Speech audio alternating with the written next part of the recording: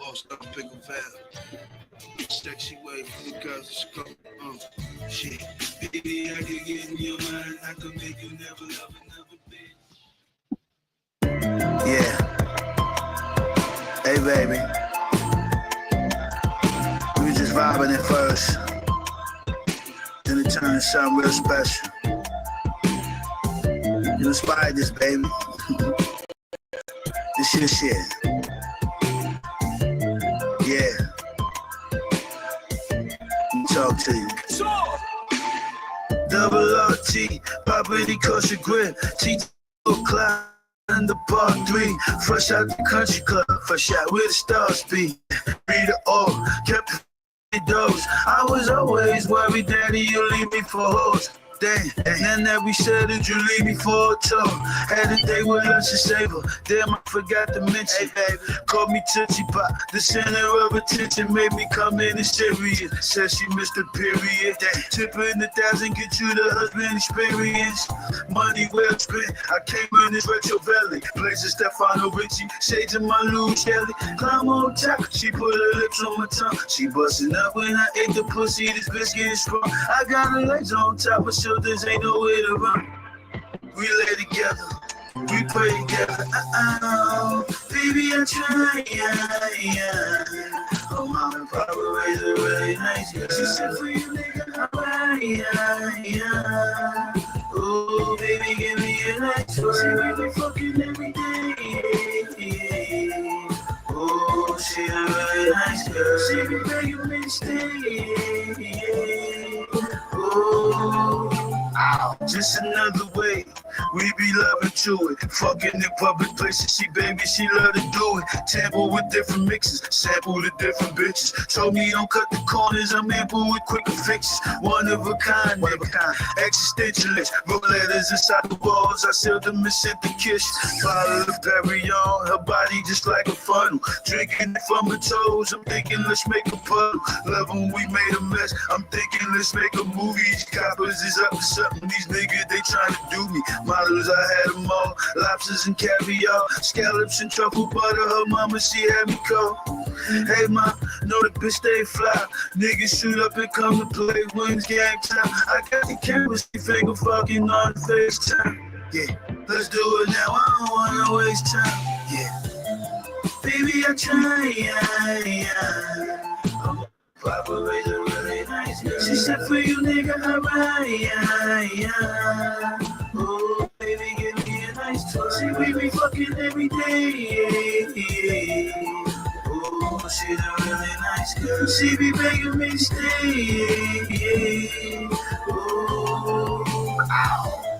Baby, I try, yeah. My mom and papa raised a really nice girl. She said for you, nigga, alright, yeah. Oh, baby, give me a nice toy. She be fucking every day. Oh, she's a really nice girl. She be begging me to stay. Oh, ow. This goes out to you, baby. You know who you are. Yeah. It's only one of me, baby. Boys down bigger vibe. Pulling the music too. Ow.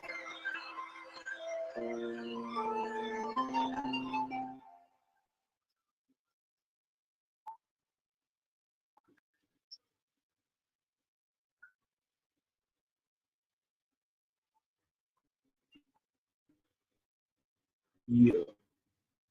Salute out to everybody tuning in. Hit that like button, that share button, hit that subscribe button.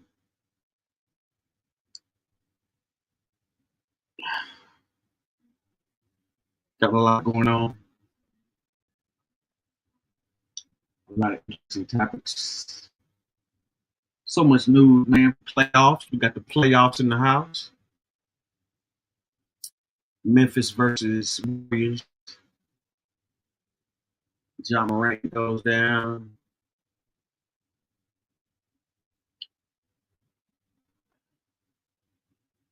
Ironically, it's by the same guy he just got fined $75,000 for. And you know how that goes. Yeah, dudes. Salute, Jack.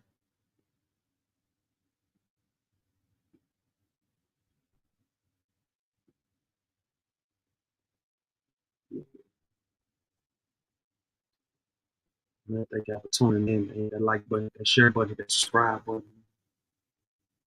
Got a lot of interesting news, man. Big U extortion. Carmelo Anthony, Austin Metcalf situation unraveling. We had another shooting in Dallas. For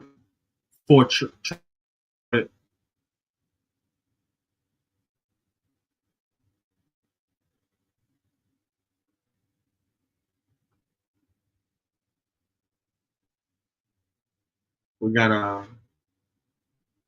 deportation. El Salvador said they can't return him back. How can they do it? He can't have no power to do it.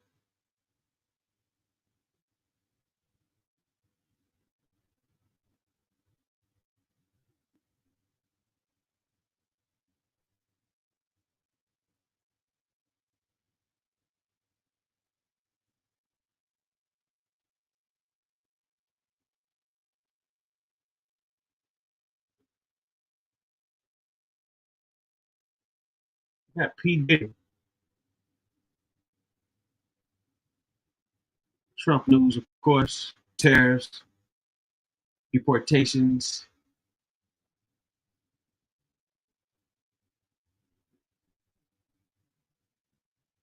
Let's go to ABC 7 News, WJLA. Case of deported Maryland man remains in limbo as judge to orders testimony from U.S. official.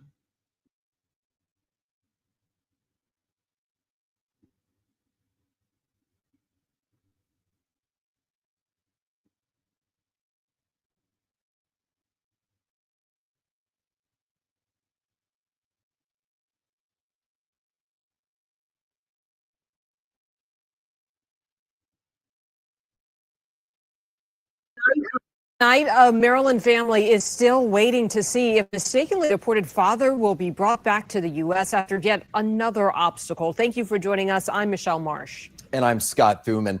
There's another court hearing today as loved ones try to get Kilmar Abrego Garcia back to Maryland. And our Maryland bureau chief, Brad Bell, just got out from that hearing. Brad, what's the latest? And I also see there's a big crowd with you now.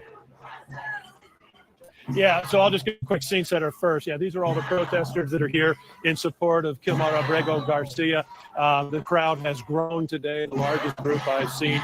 You can hear what they're chanting, bring him home now, now, now. Well, that's not happening. I can tell you that as after this hearing, we have still no final resolution. The judge heard from the government in this case, lawyers from the Department of Justice representing President Trump's administration. And he made it very clear that the position of the administration is that they say they're following an order of the Supreme Court to facilitate his return, meaning that if he shows up at they'll bring him into the United States, they'll take him back into custody, and they'll either deport him again to a third country, or they will, the judge's order prevents him being deported to El Salvador and send him right back there. Well, the judge is in pause right now. She is saying she's still not getting the answers she wants. Those answers are what is being done to get this man out of that prison in El Salvador. And so she's setting up about a 2-week period, not to get too deeply into the legalese of this, but to create a record. And so the plaintiffs can ask direct questions of those in the government who have direct knowledge of Mr. Abrego Garcia's situation in that prison, and then they can respond. And then after a period of a couple of weeks, the judge will bring them back in. And she says, if they are acting in good faith, she may rule in one way or another. Now, she is not, to be clear, ordering the administration to ask El Salvador to release him. She said it's possible that that would cross the line and go beyond her authority in these matters. So, bottom line, another 2 weeks in limbo for this case as the sides hash it out. The government, the Trump administration holding firm. They're not bringing this man to the United States. These supporters saying they're not going to give up. In Greenbelt, Brad Bell, 7 News. All right, Brad, thank you. Meanwhile, Maryland Senator Chris McCullen is updating what he told 7 News yesterday about his plans to go to El Salvador if Kilmar Abrego Garcia is not returned to the United States. I hope to meet with officials of the government of El Salvador. I don't know if the president is going to be in country at that time. I also hope to visit this notorious prison to see Abrego Garcia, to let him know that his family and friends are very worried about him, as am I. I think that the situation for both the Trump administration and the president of El Salvador is unsustainable because the Supreme Court, as you reported, by 9-0, has said the Trump administration has to facilitate his return. And you have the president of El Salvador saying, well, I don't have the power to release him. We are also learning tonight that the Justice Department has fired an immigration lawyer who worked on Abrego Garcia's deportation case for the. Salute. Salute, Ken. Right now we're looking at the portion of this guy in Maryland. I think it was like mistaken identity. I believe he was illegal, nevertheless, but they put him in that that new facility in El Salvador, and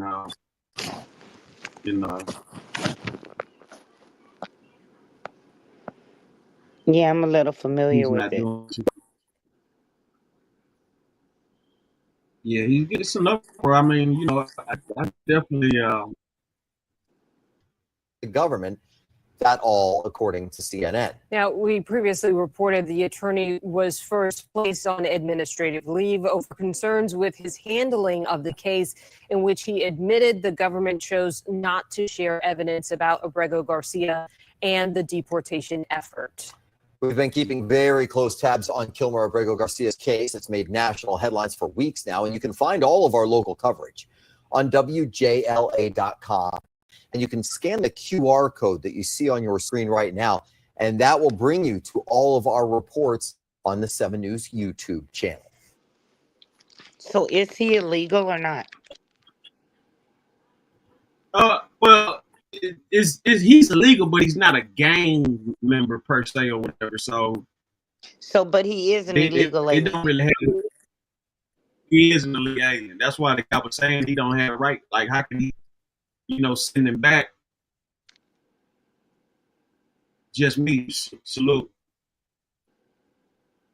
And that's what the guy was saying. How, he don't have the power to send him back. He's already, sent terrorists back. You know what I'm saying?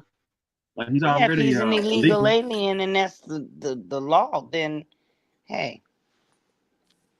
I wish he would send all the child molesters and the murderers over there.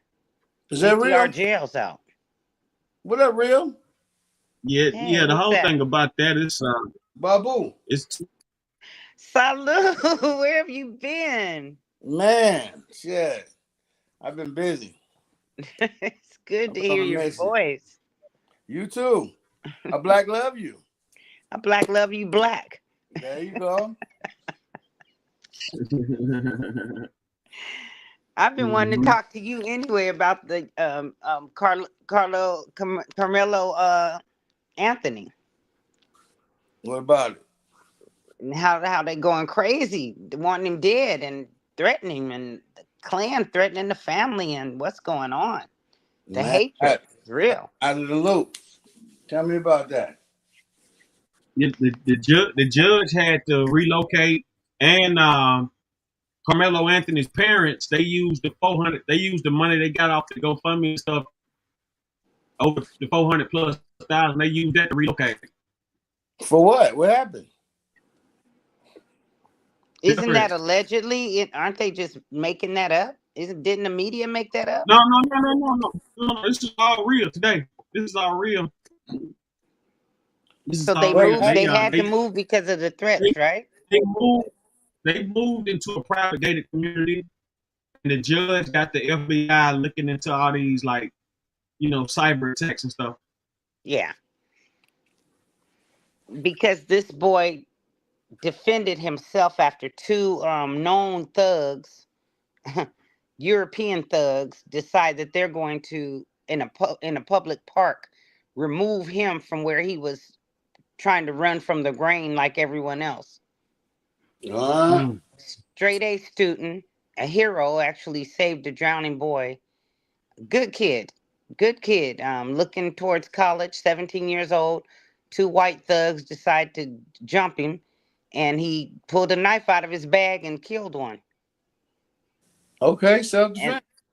United States of America, Europeans are going crazy behind it. I'm talking about, if you just go on any blog, you'll see where the threats they're making. I mean, I'm shocked at the people even on my page talking about, even some of us talking about he had no right to kill him. Why Charleston, what's his name? The guy Charleston White. Yeah, he's talking about he shouldn't have bought no knife. He should have worked with his hands. These Wait. He's the first person to always say, I'll pull my gun out. That's what I'm talking about. He contradicted himself. He's a hypocrite. Yeah, he's getting paid. He's a coon. Exactly. Complete coon. Talking about he should have used his hands. He's a coward. Use your hand against two known thugs. And he's a good kid. He was scared to death. Black boys are scared of white people. As they should be. It's interfering with their health. And it needs to be something done about it based on the fact that our men have grown up in too much fear. Black men have the highest numbers in hypertension. And it's Exactly. With my studies and working with youth for so long, I'm putting together a book about it right now. Literally, it's ridiculous. This is crazy.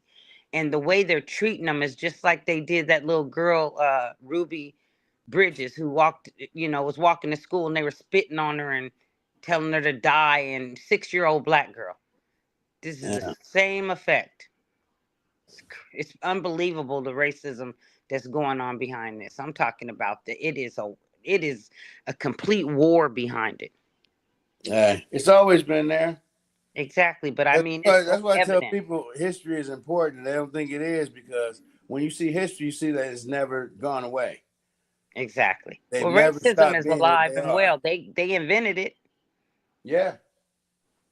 They came up with the Jim Crow laws. They came up with the laws against the color of their skin. These kids' parents, the twins' parents, knew they were bullies, drug addicts, got pictures of them with their shotguns. I mean, you can just put them with Zimmerman and the rest of the crew, and they fit right in. Same scenario in reverse, they wouldn't even be tripping. Oh, no. He would be having dinner at the White House with Trump. Kyle, what's his name? Shot them two people? Oh, yeah. Absolutely. Oh, they made him a hero. Right. Absolutely. Took his gun across state lines under minors. Gun, not a knife, a gun. Gun. Exactly.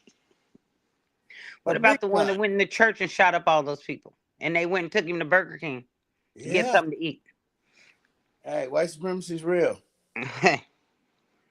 But you know what happened this time that really warmed my soul? Was the fact that GoFundMe sent everybody their money back and refused to allow the parents to get the money. But wow, that's racist right there. Racist. Yes, but we put together what's it called, pimpin'? What's it called? The organization Give, Send, Go? Roni. Something like that. We created our own and raised all the money to get them out. Good. That's some bullshit. That's some champion bullshit. It's on that level. Where GoFundMe makes all their money off of our stories. They just getting started. This white supremacy is just their back is against the wall. Well, with Trump in office, they really think that they're getting away with everything. You If know, you got hate in your they heart, got let off it on the out. January 6th. That's what Trump told him. If you got hate in your heart, let it out. Let it out. They're good people. It's always been there. They're good We're just people. holding it in. That's why they put him in office so he can represent them. Yes. But yes. it's backfiring on all of them. They don't. You know, a lot of them still don't care. They're like, well, we know he's gonna make this a white supremacy world because Elon Musk is rolling with him, and he threw 2 Hicks out, sig out. So we good. Yeah, they just hit me to the Ku Klux Klan symbol on the front of the Teslas. Wow. I had no idea. Just learned that yesterday. Wow. Well, you know he's from South Africa. Exactly, I don't but know. you know, I didn't know the level. You got With black you servants. got to put allegedly. You got to put allegedly on that because Allegedly. even Allegedly on some. Well, the whole thing about it, even on some racist shit, the KKK would go against everything that a neo-Nazi would stand for. I mean, I ain't gonna say would stand for, but they just two different. It would be two different things. So it would. I can't see a KKK on a. I can't see a symbol like that on a Tesla. You got to show that. You need to send the link on that. You just can't Yeah, spew they that say out you there. take a picture of the symbol that's on the front of the Tesla and turn it upside down. It's the Ku Klux Klan. I got Twitter. I got Elon Musk shit for a year, and that's why I be streaming from too. So I can't be up here just spewing that kind of stuff. We got to show that. Here, let me get it for you. Yeah. Hold on. That's definitely a big alleged. Yeah, well, you know, it was alleged till Yeah. yesterday when I saw it for myself. Yeah. Hold on a second. Damn. The KKK sign on a T. It's a symbol of a Klansman when you turn it upside down. And one of the celebrities, one of the actresses pulled hers over and told them to come get it because of it. And that's how everybody started learning about it. Allegedly. But hold on, let me get the symbol for you. Allegedly. Allegedly. Hey, they've changed the flag on the government sites for the 9 stars. What? Hey, let me ask something. Well, go ahead and ask. Hey. What's going on in Sudan, man? Originally Nubia? I don't know. What's happening right now? Man, you know them babies over there, man. They dying from starvation, malnutrition. They being raped and killed. Yeah, white supremacy is going hard right now. That's got something to do with Sudan? Everything, bro. They trying to just shut down the world to keep us from coming up, from rising. No, but in Sudan, that's the white people doing that? Sudan is originally That's been going on. It breaks They go my to heart. Africa's like they Walmart. Exactly. The people, the minerals, the diamonds, the jewels, all of that. It's all they just go there and shop. Man, I know it popped up They've on been my doing phone. this since Leopold and Queen Elizabeth. Come on. Man, King Leopold, woo, that dude. Come on now. We don't even talk about what he did to him. See, like when people don't hear that story, they don't realize how diabolical and just plainly wicked these people can be for no reason other than they feel superior. No, but this was on the news tonight, Channel 7. Yeah, did you see those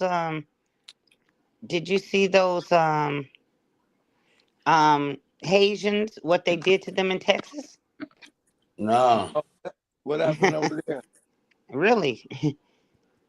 They Shit, literally must got keep on their up with. horses with whips and guns. Oh And yeah. a boatload of Haitians, it had to be about 300 or 400 of them, had disappeared. Nobody knows what happened to them. The border patrol. Say green. I mean, you can literally see them chasing them like Salute. they did the slaves. Hey, hey. Tanisha, salute. Greetings, up? everyone. Greetings. What's up? Greetings. What's up? What's up? Yeah, I'm showing him the Tesla logo, how it symbolizes the Ku Klux Klan.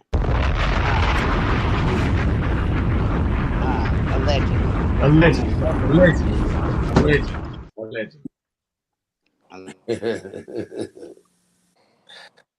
That wouldn't shock me one bit. I mean, if you know the history of his I family. ain't gonna say exactly, but I just gotta say alleged because I mean that's some deep shit Okay, to say. Roni. Is Trump racist yet? Are you serious? I'm Are dead you serious. serious? Are you I'm asking serious? Are you serious? I want to see. I'm saying, what kind of left field question is that? Oh, you still in the cold? My bad. I thought he would have showed you Nah, by I'm now. just saying. It's been popping out and showing What kind of like a question? hawk. You know what I'm saying? I'm asking is he racist? I don't know. I don't think so. Do you think he's racist? Well, he took down all the black people in the White House and in government facilities. Man, don't Joe know. Biden hired trash. I don't blame him for taking out that shit Joe Biden had in there. Oh, you racist too? Oh, okay. All right. I got you. Nigga hating that like that is crazy. Listen, from what I'm seeing, this shit right here was so intentional. You got to put it in the private chat, man. You got to put it in the private chat. Brother, what was it like when Hold you were on, black? I'm about to get back here. What was it like when you were From black, what I'm brother? hold on. From what I'm seeing, it looked like Joe Biden had put in the worst of the worst just to make Trump look like a superstar right now. Yo, dude, the mental gymnastics you kicking right now, bro. Man, listen, man. So far so good, man. He's done more as in the past. He's done more in the past few months than these motherfuckers done in all 8 years. Like more of what? More destroying America? What do you think? In order to fix this shit, you gotta rip it apart. In order to fix it. Okay. Whatever he say, you grow with. Because he said that. That's being in the cult. If he can't do nothing wrong and whatever he say you roll with, that's being in the cult. That's not true. All right. I'm sorry, brother. I still love you though. I just put it in the chat, so you can go ahead and stick that up. And that's just one of them. There's so many of them on YouTube. You can pick either one you want.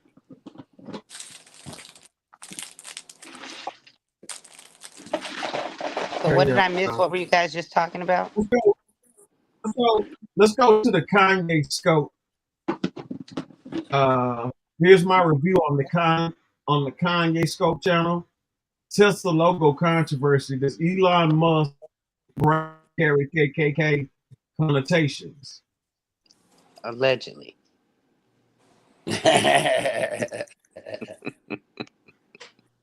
No, I was asking Roni, was Trump racist yet? And he said he don't know. Well, he's getting better. Good, my GS. He would have said no.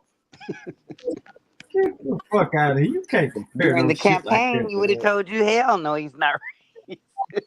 Are you serious? He's saying maybe now, so that's a major I hope we can step. bring White that God salute.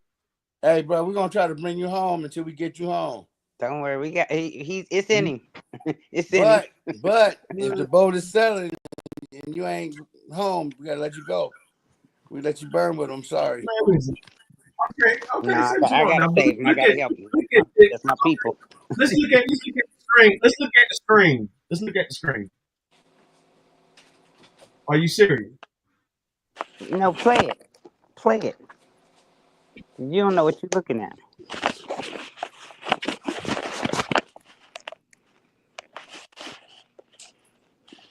Welcome back to the Can I Scope. I'm your host, and today we're talking about a viral meme that's got everyone buzzing. Tesla's logo flipping upside down resembles the KKK hood, right? Now you might be thinking, what's the deal with Tesla? Well, let me tell you, Elon Musk's been under scrutiny lately. Just days ago, he was all over the news for his comments on art and culture. And then, Kanye West came at him with a controversy of his own. The guy wore some black robes in an interview that looked suspiciously like KKK attire. And now, Tesla's caught up in the mix. This whole thing, someone on TikTok flipped Tesla's logo upside down and said it looked like a KKK hood. Now, I'm not going to sit here and say that's true or false. But what is true is that some people are taking issue with this design. And let me tell you why. The stylized T emblem, which was originally meant to represent an electric motor, now looks like it could be a symbol of hate. But here's the thing, we gotta put this in perspective. Tesla's been all about innovation and pushing boundaries, right? They're trying to make electric cars accessible to everyone. And Elon Musk is always talking about how important it is to think outside the box. So, why are people now saying that their logo looks like something from the KKK? Well, part of the problem is that we live in a world where symbols and imagery can be super subjective. One person might see a logo and think it's cool, while another person sees it as racist. And when you add social media to the mix, it can get even more complicated.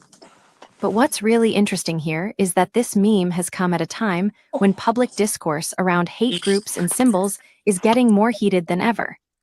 Kanye West's recent controversy was just one example of how quickly these things can snowball out of control. And now, Tesla's. So, what do we take away from all this? Well, for one, it shows us that even the most well-intentioned designs can have unintended consequences. Important it is to be mindful of our words and actions, especially when they're visible to the world.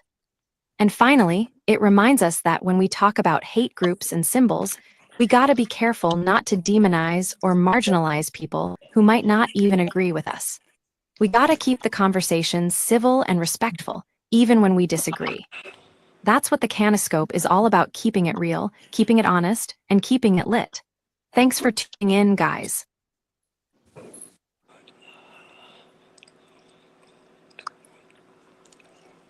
That one didn't sell me, but I mean, there's another one. yeah, But that one didn't sell me. I wouldn't go for it just off of that.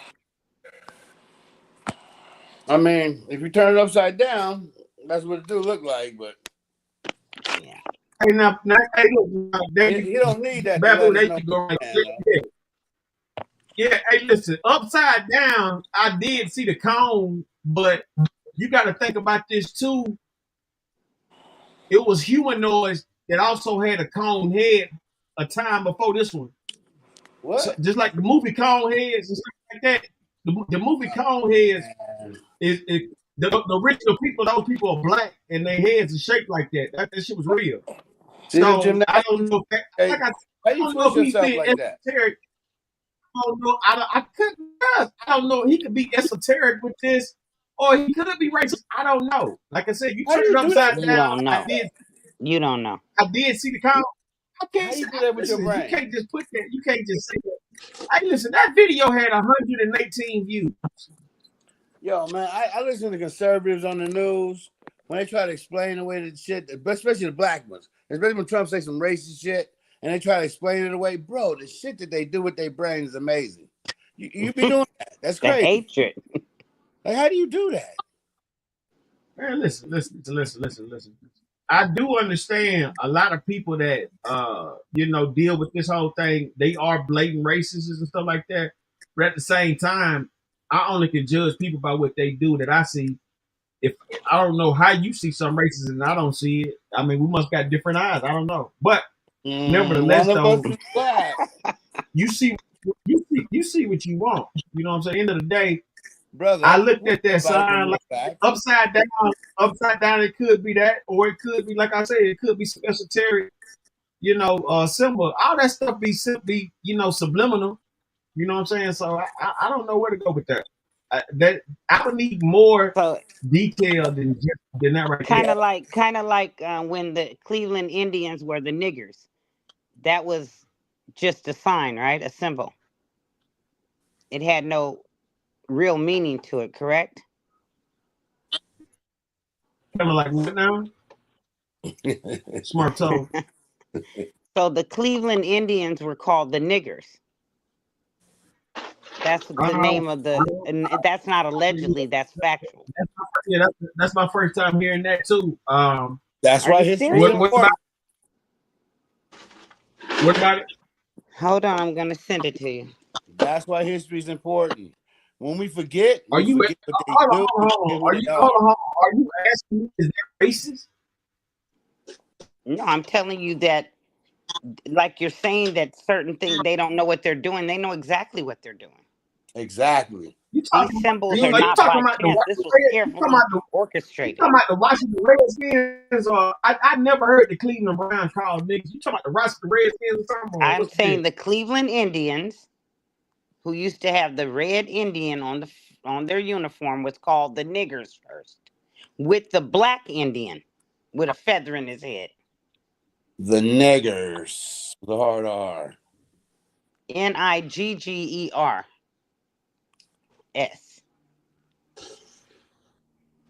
All right, Ronnie, look at it like this. Think about it. If you was white and you could Hold on. There is historical evidence or record to suggest that the Cleveland Indians, now known as the Cleveland Guardians, were ever officially commonly referred to as that term. The team's name, which existed for over a century, was subject of much controversy, with many Native American groups and others finding the name Chief Wahoo logo to be offensive and insensitive, reflecting stereotypes. I mean, it is what it is. I'm gonna show you a picture of it. They got a picture of the It's not uniform. true. It's not true. Okay, watch this. It's Yes, not it is true. true. Yeah, Yes, it it's is not true. factual. Okay. You know, Well, hold on before you say it's not factual. Let me just show you some photos of the team with it on their shirts.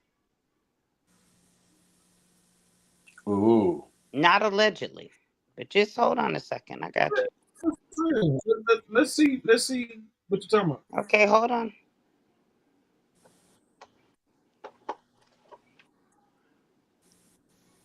Hold on just a second.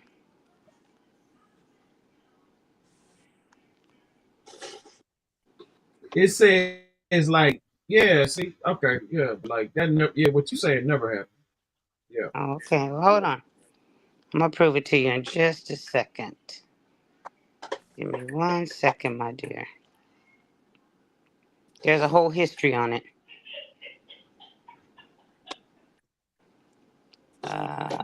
James. I just sent it to you with the dates and whatever you need to know about it, when it was. And Yeah, you got. hold on a second. I'm gonna. Yeah, Queen, it's Photoshop. It's Photoshop. They just threw that up there and made that. That's Photoshop. Who told That's you that? Photoshop. You can look. I Okay, hold edit on, hold on, photos. Yeah, they hold just on. put in there. Okay, Yeah, let me see if it's wrong. yeah, that's what. Cleveland facts.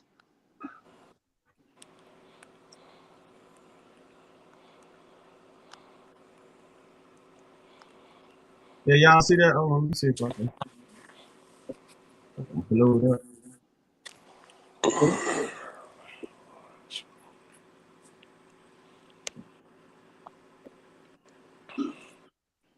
Y'all see that? That's Right. fake. There are That's results fake. for Cleveland Indians team niggers search. Hold on. Yeah, Queen, yeah, that never went down. You're because you know why it wasn't called the Cleveland. You got to look at it was called the Washington something. Hold on. No, I no, no. found something that there was a minor league team called the Birmingham Niggas, and what Yeah, they that's what I'm. Look, now I'm familiar with that. I'm familiar with that. That was back when black folks had their own squad, and and they that was their name. When she said Cleveland like that, yeah, that's not true. so the Hold on. guy who redesigned the Cleveland Indians logo took the logo from the Birmingham Niggas and just put a feather in the headband. Yeah, that was in the Negro League. It says Birmingham niggers. professional minor league Yeah, baseball team now that from was real. Birmingham, Yeah, Alabama. yeah, So that's Cleveland took real. their That's real. emblem. Yeah. Right. Yeah, Put that's a how that went down. put a headband around his head, put a feather And he in it. was a black Indian with a feather sticking out of his Yeah. head. Mm-hmm. All Indians Yeah, are now that's black. real. Exactly. All. Yeah, see, that's why. That's what I was saying about that. You know, the Indians, the darker, stronger Indians they kept that they didn't push out there to Oklahoma to the West Coast and all that shit up. You know what I'm saying? And that other stuff. The ones they kept, they considered them Negro. That's why Okay, when you look look up at them, the. that's why. Excuse me. Look up the New York niggers. They used to be Look the up what? Redskins. The New York niggers. That's That's false too. Washington. Just look it up. It was only Washington. Okay, look it It up. was. It was. I'm Look, just saying. Cleveland. Look, I'm just saying. If it's it's not wrong, true. I'm gonna It's not true. apologize. It's not But true. It's not true. It's not true. did you look it up? The Cleveland Indians. The Cleveland Indians. They names got changed in 2021 to the Cleveland Guardians. The Washington Redskins name got changed also to the Washington Commanders. This is what I know. But I know sports and I know Black American we didn't sports. get any compensation for those names being called those names and being referred to as a darker hue. We didn't I receive got one any even better. reparations for those years of being called those names. I got one for you. You Yeah, know, bring I it. got one you like now. I like. Back in the day, back in the slave times or whatever. If you was to run away, let's say you was in Louisiana, being that was ran by the French. If you was a runaway slave, they'll brand you with that saint symbol on your arm or cheek. And so in today's NFL, they use What that did you same say they symbol would that do? they was. I'm sorry. If you was a runaway slave in the French territories like Louisiana, Oklahoma, Arkansas, all that, everything that was the French territory back then. If you was in those regions, when you ran away, they would burn you with a saint with the French saint symbol. And so, ironically, the NFL team, the New Orleans Saints, got the same symbol that they was branding the runaway slaves with. Mm. The Florida Lee. Yeah. The Florida Lee, yeah, the Florida Lee. There you go, we go. Florida Lee. See, that same symbol you see on the New Orleans Saints on their helmet and on their jersey, that's the same symbol that they will burn, and brand you with if you was a runaway slave. So if they took the time to do that, you don't think Tesla knew what he was doing? Listen. I need with more, his symbol. You can't. I'm just saying it couldn't be possible, knowing that they have a history of this. The KKK don't even drive Teslas. I'm not saying they drive Teslas. That's not the You point. understand what I'm saying? We're talking about their symbols.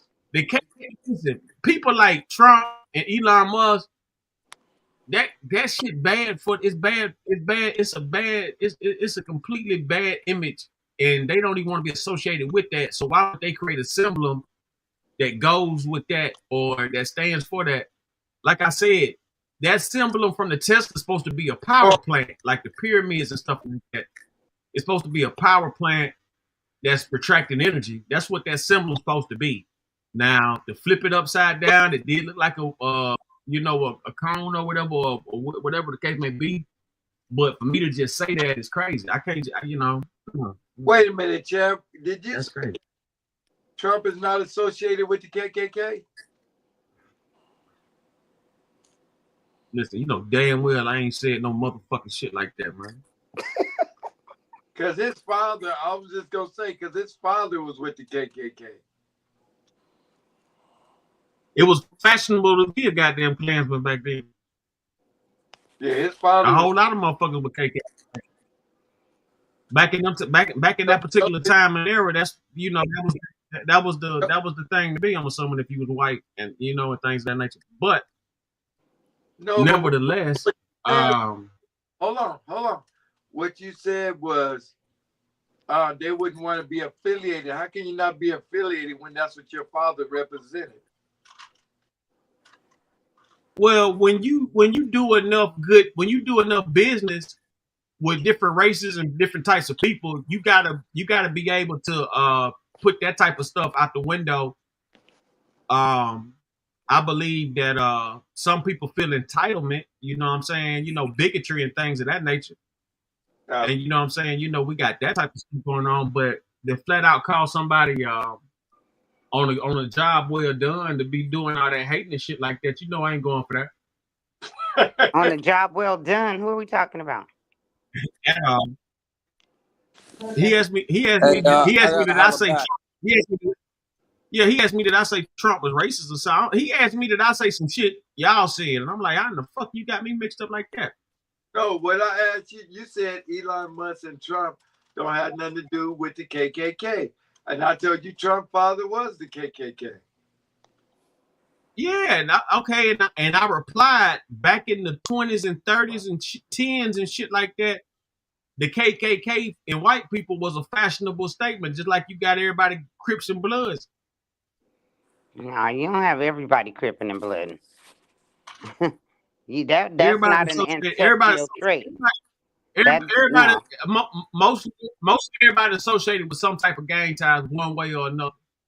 And that's no different from back in them times when the But we know KKK who was big created the business. gangs. We know who really created that, and We those are know Europeans. we know who created the KKK. But what? The Democrats. The KKK started off as the Democrats' protection and security, and they've been whooping these slave niggas ever since. Well, The Democrat Party. Benjamin Banneker left us something in the archives that indicates that bullshit Joe Biden did with Kamala Harris. I I'm don't not. see how Hey, let me anybody tell can you even. something. All of them are the same to me. All of them. I don't care if you're Yeah, you Democrat. say I that. don't care if you're Republican. You say that. You You say don't that. give a dang You about say us. that, but you say that, but you don't speak on Biden bitch ass in no type of Biden way, just form, or listen. fashion. You don't. Wait a minute. Hold on. Before you even say that, let me just say this.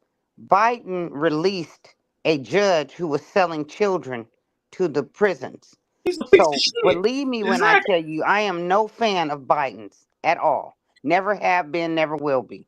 I didn't like him when he put together the 3-strike law with Kamala. So I've never been a fan of them, and you know that. So, but it doesn't mean I'm a fan of Trump's, because to Yeah, me but they're like the all the whole thing same. It's about the Trump Jones is plantation. it's nothing. You know, But they all the whole thing cousins. about Trump, no, I hear you on that.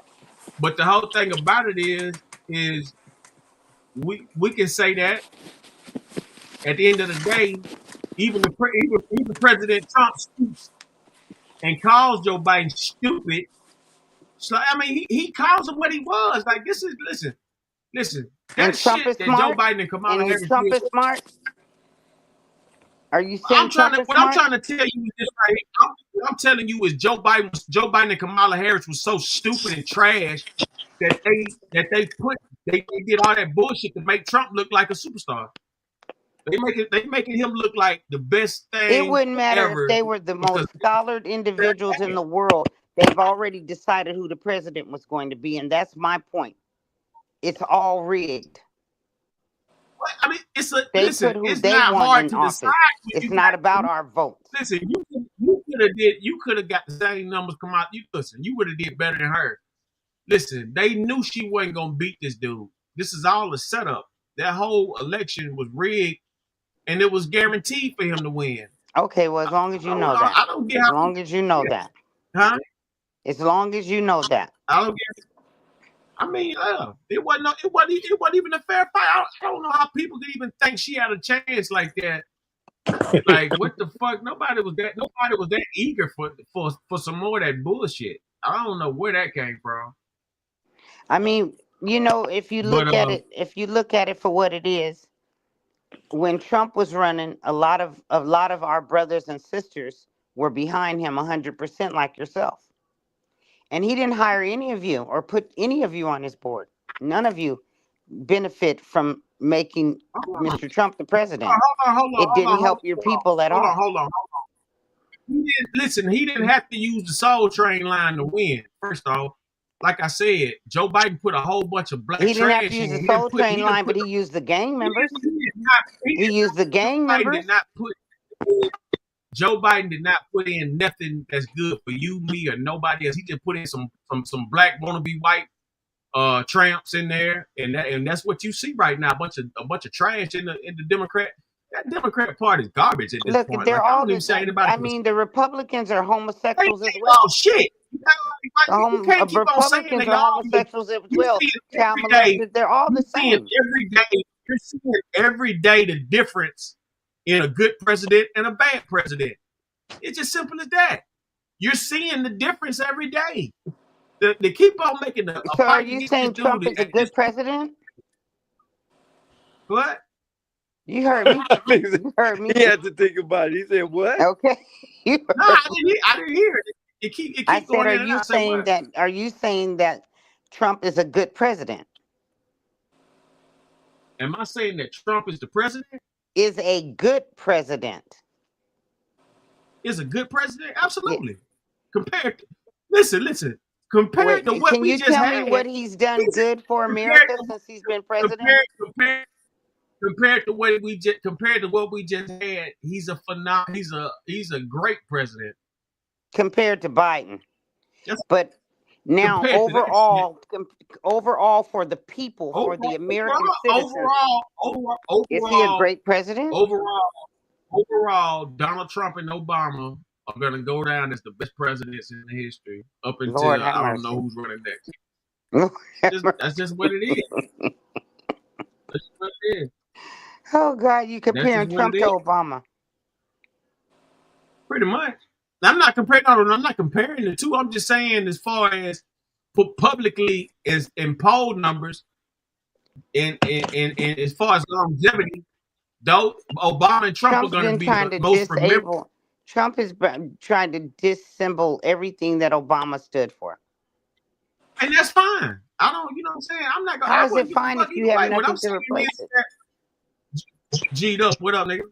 But now, what I'm saying is this right here. What I'm saying is Obama and Donald Trump, the most popular presidents up until, I don't know, maybe another celebrity might try to take it, like The Rock, or, you know what I'm saying, Elon Musk might try to go after the presidency or something like that. I'm not sure. But like Trump and Obama are going to be talked about like Abraham Lincoln for the next 200 years or something, 100, 200 years. Real shit. It's just think that America benefits with Trump being president?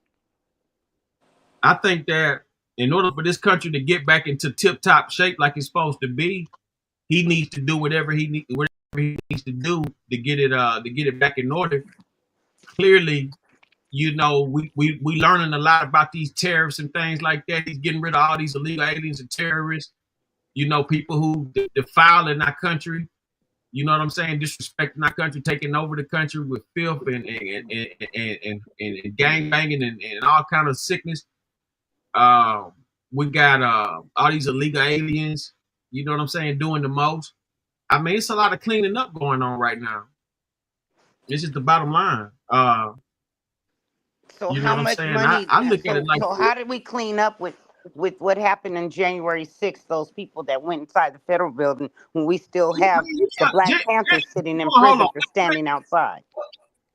How is that? How is that cleaning up America? Hey, Kamala, you talk about Trump. Kamala Harris was in office. Why she ain't free no Black Panthers? Kamala Harris was worse because she helped with the 3 strikes law. Her and Biden. About some January 6th. No, I'm just saying we have leaders that are still in prison. We have leaders that are still in prison for standing outside the federal building. Queen, you just had a black woman in office and didn't do shit for you, me, or nobody else. So what are you talking about? I'm not disagreeing with that. I told you that I've never been a fan of hers. I didn't even know she was black. She's not. Well, whatever she is, She's she not. never represented. I never saw her in my communities. She's only black during election time. Okay, well that's what it is. Candace Owens is changing her song now too. She's not a Trump fan anymore.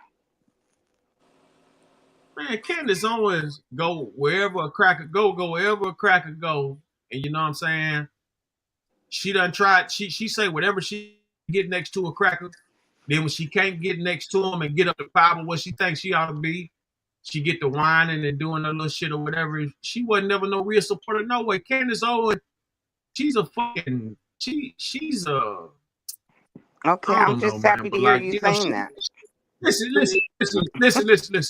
She is necessary. She is necessary. I will say that she is necessary. Compared to, she a lot better than Jasmine Crockett, but at the same time, how can you it's about the compare same type of shit. Big time, you can compare the two because they both political influential black women. One is pure ghetto trash, and the other one is a fucking. But you just called Candace pretty much ghetto trash. I'm not done. Let me finish spewing. Please.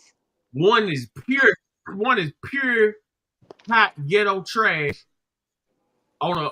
It's Freaknik. One is Freaknik hoe, and the other one is allegedly. A tap dancing jiggle. Say allegedly. Yeah. And man, look, me and JD Vance, the vice president, both agreed Crockett is some ghetto shit. Period. I'm waiting on the bitch to lick her fingers. I'm waiting on the liquor damn the grape soda. But at the end of the day, Jasmine Crockett, she a sellout too. They all sellouts. You know what I'm saying? Like I don't listen, Joe Biden brung in so much ghetto trash to put in front of us to tell us lies and shit like that. Now Trump got that nice white woman up there just telling the truth and talking all politely and shit, man. You can't make this shit up. Joe Biden, that shit Joe Biden did was some of the worst shit that I've ever seen in my life. And the fact that he used my people to do it, it hurts even more. But that's how greedy and eager these motherfuckers is up there to get next to a cracker. I don't fuck with that type of shit. I'm waiting on Trump to say something. That's bullshit. I'm waiting on Trump to say something racist. I'm waiting on him to do something like everybody claiming. All these motherfuckers, man, listen, man. I'm just as pro life and black as anybody else. That's that they claiming they body. But at the end of the day, I'm pro life, like I said before anything. So I'm not about to sit up here because niggas ain't shit. So I'm not about to sit up here and act like one this and one that, man. All these motherfuckers a bunch of bullshit, if you ask me. But at the end of the day, I'd rather see somebody fuck up than to hear about it. It ain't happening. You damn right, running for president, G. You already know, man. Put me, hey, listen, man. Listen, Stephen A. Smith been biting my shit since 2010. First take, I damn near ain't no alleged. My ass, they been stealing my shit. Motherfuckers, the minute I see the fuck out of ESPN, motherfucking Skip Bayless and Stephen A. been biting my motherfucking shit, then writing other shows on ESPN, pretty much building their whole career off my motherfucking Instagrams and Facebook posters and shit. So I don't, man. I'll vote for Ronnie for president. Shit like hey, listen. Hey, look, I'll free them Black Panthers. Yeah, I know. You'd give reparations too, wouldn't you? Damn right. It wasn't even the second thought. Okay, Ronnie for president. How do people and Latinos. Hey, listen, and Latinos with 4 or 5 generations on this particular side of North America, they'll get a reparations too. Okay. Yeah, How do it you wasn't feel, just Trump? say what now? How Say you what now, C-Mac? feel? How you feel getting locked up over Am I, there in that am I prison and they don't want to let them am I go? the only one? Am I the only one not hearing this? Say what? How come the people over there that's getting locked up that's innocent, that man not letting them go? Because they still illegal. Listen, when he said that, motherfuckers looking at this guy. This is the fucking president of El Salvador. When he said he can't deliver it, do you know what that means? He's not saying that, he can't snap his hand and it won't be done. What he's telling you is that you got rid of him for being a terrorist, but he's still illegal. He's an illegal terrorist. So even if he's not the terrorist, he's still illegal. So how can he send him back to a place that he ain't supposed to be? Okay, well, so I can agree with that, but how come he's not sending the child molesters and the murderers over there? Let's clear the prisons Because with those people like people. Joe Biden, People that are getting 2 years pieces for of raping a child, a baby. like Joe Biden that release judges who send children down the prison pipeline. I agree. I agree. Joe Biden got so many. Joe Biden has his money tied in so many private prisons. That's why And they so not does Trump. sending child. How do you know? Where you got that at? Trump. You don't think Trump owns any private prisons? Well, where do you get this stuff? I know, but you can't just come Hold up on. with Okay, let's check it out. You say something like Allegedly. that with no proof. I've never heard that before. I've never heard it. Even if listen, I'm not hating the fact that they own these prisons. What I'm saying is that let's legitimately let people make these crimes and punish them equally and fairly. Let's not be overdoing kids. Let's not be overdoing anybody. Listen to me throwing the books at these man. Listen, I don't know what it's like to have a judge throw the book at a motherfucker, man. I done had plenty of homeless man go out. I got motherfuckers who will never see homeless, and they taking charges for another motherfucker. You know what I'm saying? Like So Trump reversed Biden's order that that eliminated the DOG contracts with private prisons. Hold on, I'm gonna send it to you so you can see for yourself, because I don't want to be just dogging the president. Well, listen, anything Why Biden did why needs would to he be reverse reversed. that order? Reverse what order? His order on his executive order on private prisons. Look it up. He said a jail in El Salvador makes the look like. No, I'm just saying. Hey, listen. So they're saying that the prisons contribute over 1 million to Trump's reelection.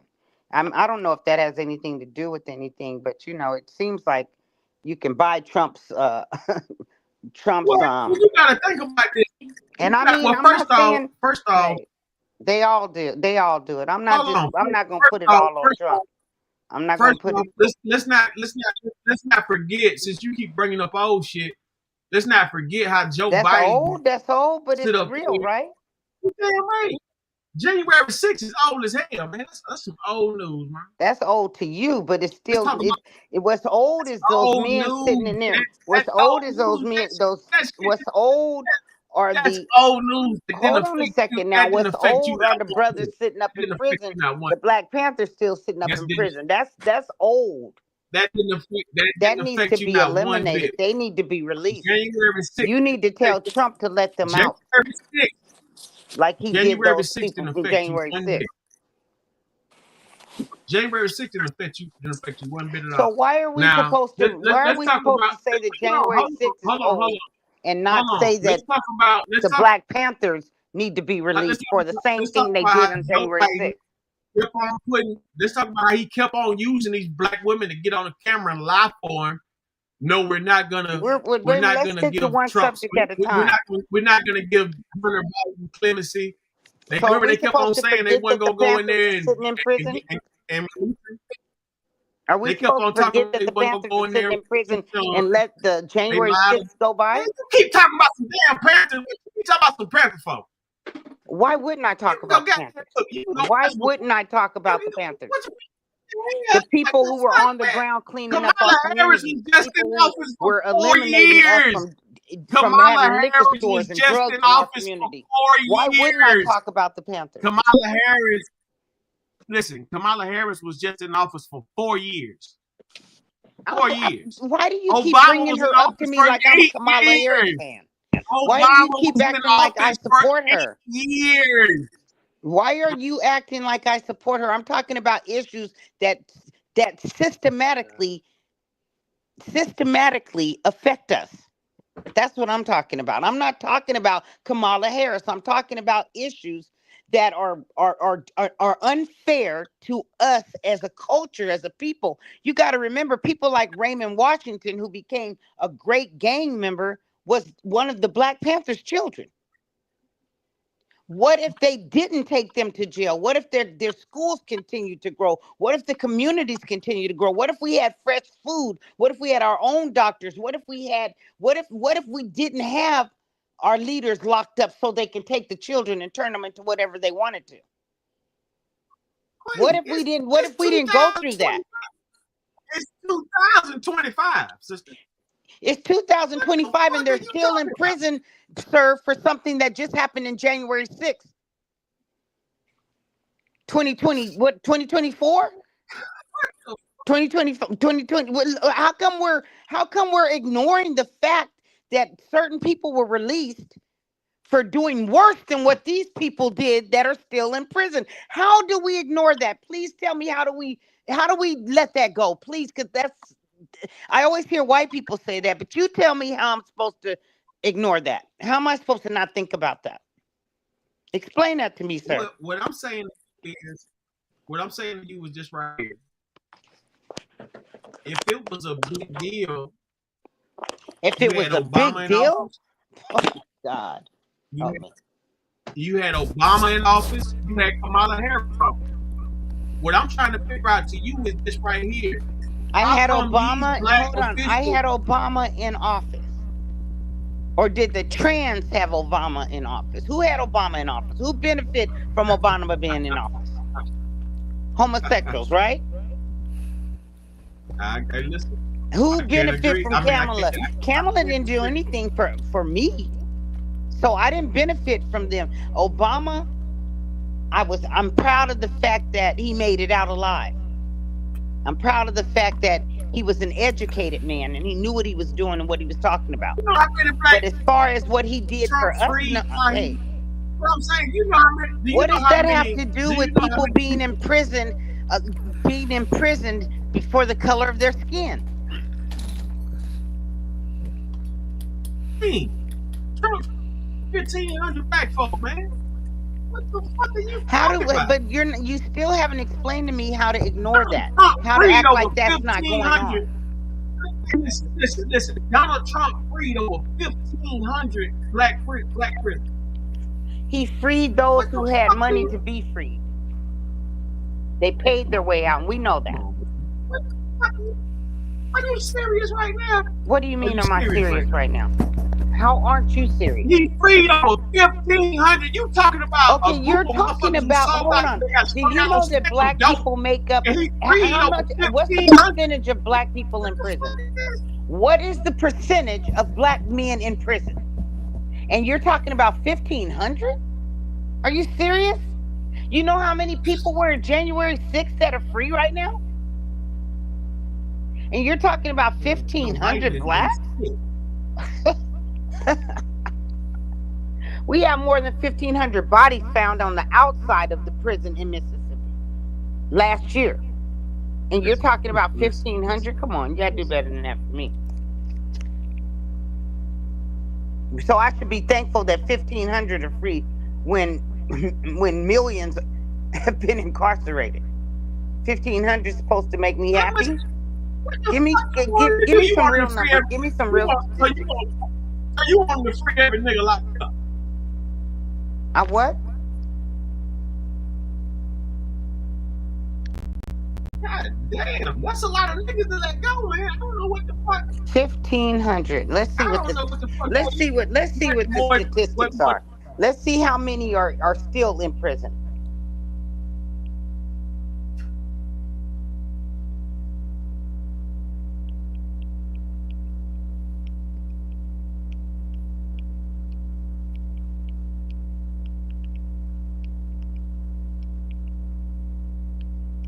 I can't believe you got me doing this stuff. Yeah, I need you to do that. So it says 465,200 black individuals are incarcerated in state or federal Listen, prisons. Trump signed the measure. So I mean, 1,500 with a quarter of a million still in.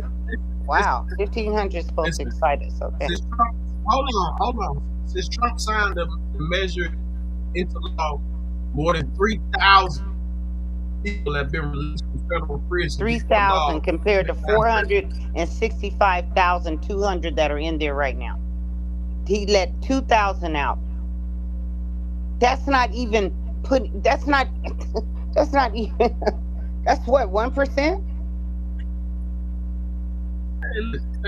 Listen. You want to be different. And at the end of the day, I'm not being you bringing difficult. up all I'm this shit giving you about Trump, facts. Jay Salish. I'm giving you facts. You ain't giving me no facts. You giving me a hard time about some damn black. I'm not giving you a hard time. I just want you to understand. Hold on. I'm not giving you a hard time. I just don't get excited off 2,000 when it's a quarter of a million still sitting in America. in. That person in doesn't America. Listen, this is just the honest truth. It's on everything. You the only person in America talking about the Black Panthers. There is no. I'm the only one talking about the Black Panthers. You are the only. I promise you. I'm the only one that ain't being killed for talking about them. Let's put it that way. Because everybody else who tried to talk about them is gone. So we're supposed to forget. We're supposed to forget that these young people who were doctors, who were educated, who was rebuilding their communities, growing their own food, started the whole WIC program that Europeans, Mexicans, and everybody still benefits off of right now. We created that. They had their own. We had our own hospitals, and the things that are missing right now from our communities is what the Black Panthers put together in our communities. But they're still incarcerated, and we're supposed to forget that. You can't forget your history. You can't forget what they did to them, because that's happening to us right now. Whether you like it or not, that's our reality. We're talking about a young boy right now who defended himself, who witnesses, whose coaches, who everybody who was in the stands are saying they just wouldn't leave him alone. They attacked him. 2 twin thugs attacked him. He told them not to. He did everything he was supposed to do, and he still went to jail. When we watch and see others going in and killing, shooting up schools and murdering people, and they're going to have dinner at the White House, we know something's wrong here. So no, I can't forget the Panthers, and you shouldn't either. And more of us need to be talking about them, especially since they're letting people out for going in the federal building. They should. I'm just comparing the two. You must get some black people on that January 6th too. They got freed too. I don't know any of them. Do you? Say what? Can you give me one black person's name? Yeah, no, you can't. There's a few of them. You can't give me their name off the top of your head. Mark Ponder, Emmanuel Jackson. No, you just pulled that up. I ain't pulling that up. I remember you just pulled that up. You want to give me how many? Okay, go ahead. Mark Pounder. Who else? Who else? You gave me one. Who else? Mark Ponder, and the other guy's name was Emmanuel Jackson. So 2 black people got freed. That's all I can think about the top of my head. Okay, well, good job. That's all I can think good job. That's not enough for me to be excited Emmanuel Jackson, and Mark Ponder. Okay, 3. Let's give you 10. And it was Listen, Let's that's give you all I can 10. think of. Let's give you 10 black people. None of them made a difference in our communities the way that the Black Panthers did. None of them. None of them educated our children the way the Black Panthers did. None of them fed our children the way the Black Panthers did. So no, I can't forget. I can't let that go. Listen, you ain't gotta forget about it or nothing like that. They broke the laws. They broke the laws. They broke the laws.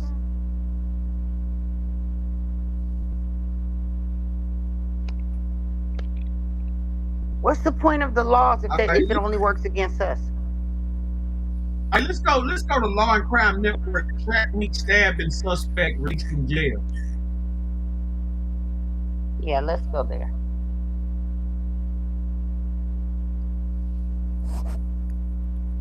The high school athlete accused of stabbing and killing another high school athlete at a track meet in Texas is now out on bond. This is video of Carmelo Anthony leaving the county jail per WFAA in Dallas. A judge lowered his bond by a...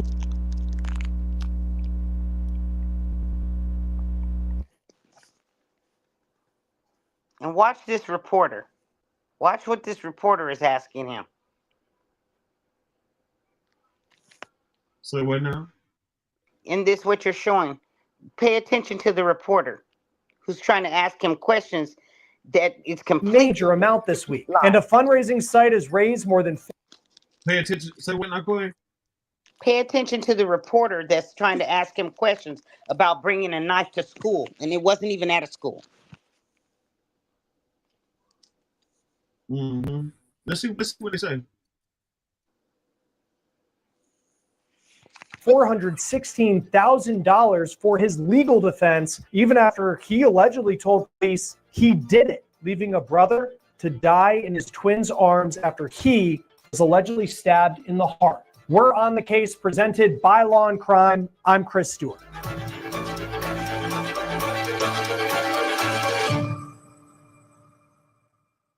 Cases like the one that we're talking about right now get lives of their own when people use them to talk about issues like self-defense and race in America.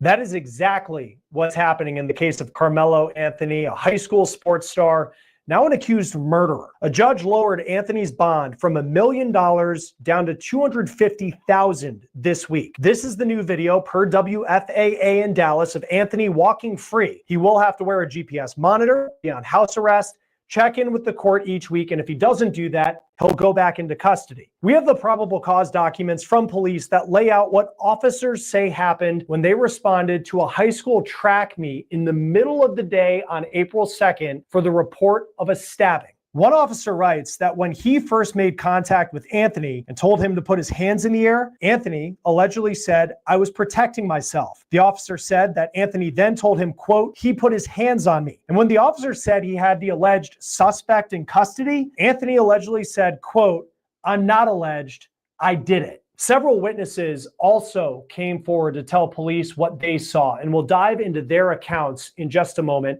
But I want to first talk about the victim in this case. His name is Austin Metcalf. Metcalf was there to compete in this track meet as well. He was a high school football star in his own right. He was the junior at Frisco's Memorial High School. He was team MVP of the football season last year, and his dad says he had a 4.0 GPA in the classroom, and he was planning on playing college football. And when you look at his social media, you could see he was serious about it. Austin posted multiple pics from recruiting trips to places like the University of Arkansas. That is a big-time Division I school. The suspect, Carmelo Anthony, he was captain of his high school's football team. That was Frisco's Centennial High School, which is just about a 14-minute drive away from where Metcalf went to school. These two schools separated by roughly 7 miles. Carmelo Anthony, class of 2025, Centennial High School, Frisco, Texas. This is video of Anthony mic'd up at a tournament that he linked to on his X account. On social media, Anthony shows that he was getting offers to play college football. Here are the posts from 2 Division III schools that apparently wanted him on their team. On Anthony's Huddle profile page, which is a social media platform for football players, Anthony made his bio, quote, "God has shown you the right path, just take it." Anthony's path on April 2nd led him to a confrontation with Austin Metcalf that could put him in jail for the rest of his life. So here's what we know based off what police say happened. Multiple schools were competing in this track meet that had to be delayed because of weather. If you've ever run track, typically all the schools involved have their spots around the track where they hang out between events. And in this case, where they were waiting out some weather. Austin's team apparently had a tent and Anthony went under that tent. And somehow words were exchanged and Anthony was told to leave. In the probable cause document, witnesses say Anthony reaches into his bag and says, quote, "Touch me and see what happens." Austin then touches Anthony to tell him to move. And Anthony then, according to witnesses, says, "Punch me and see what happens." Austin then grabbed Anthony again, and that is when a witness says Anthony takes a knife out and stabs Austin Metcalf in the chest. Austin then grabs his chest and calls for help. He would die in his twin brother's arms near the track. This is a long crime legal alert. Did you know that children under the age of 21 are being diagnosed with some serious conditions like type 2? Stop it for a second. Did you hear how he said that he took the knife out and told him to hit him, and they're going to see what happened? And then he said, "Sock me, and then I'm going to see what happens." And then he turns right around and says, he after they put their hands on him, he went in his bag and took the knife out and stabbed him and ran. So look how the media tries to portray him as someone who already took the knife out prior to them ever touching him, which is not what happened, according to many witnesses. But look how the media how they can get on here and state these lies as if they're facts. When the brother told the story. Yeah, he definitely came on something kind of biased in this situation. But also, after we get through looking at this, I'm gonna show a different, and I'm gonna let you be the judge. Okay, go ahead.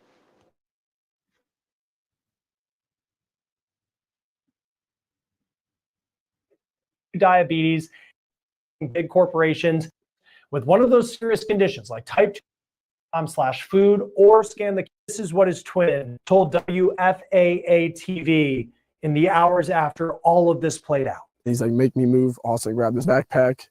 The kid, I tried to whip around as fast as I could, but I didn't see the stab.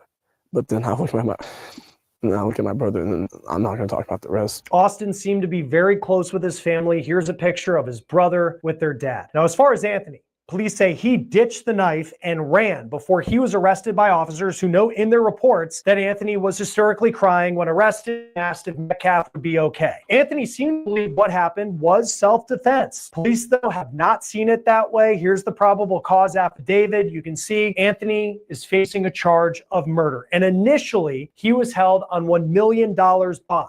And that gets us to the update that we are following this week after a hearing about that bond. At a court hearing, Anthony, his attorneys, their family argued that the bond was just too high, that it was unfair to be that high, that Anthony had to remain behind bars ahead of his trial, which could be months from now. A judge decided to lower Anthony's bond from $1 million to $250,000. Cameras weren't allowed in the courtroom, but this is what we're hearing about what happened. Anthony's parents testified and argued that their son is a straight-A student, that he's never been in trouble before, and he's the oldest of 4 children. He also worked 2 jobs, including currently as a cashier at a grocery store. And on top of that, he was captain of his high school's football team. According to CBS News, Anthony's attorney wanted bond lowered from $1 million to $150,000. Prosecutors didn't call witnesses at this hearing, but they said bond should stay the same because they argue that's typically where bond is set for murder cases in Collin County, Texas. Since Austin Metcalf's death, the Anthony family has been able to raise quite a bit of money for Carmelo Anthony's legal defense. This is the fundraising page on the site Give, Send, Go. It's similar to a GoFundMe, and at this point, you can see raised more than $416,000. This page was started by the Anthony family, and it reads, quote, "The narrative being spread is false, unjust, and harmful. As a family of faith, we are deeply grateful for all of your support during this trying period. Your prayers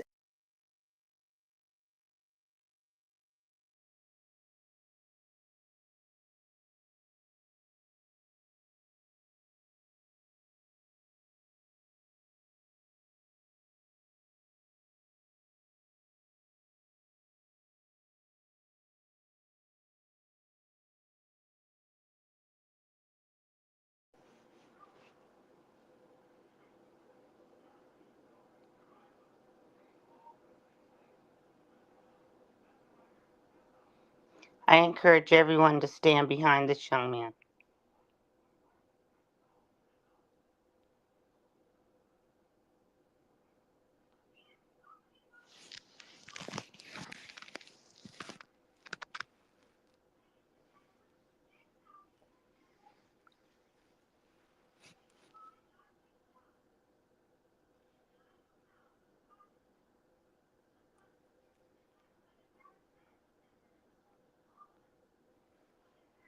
CJ, you still on there?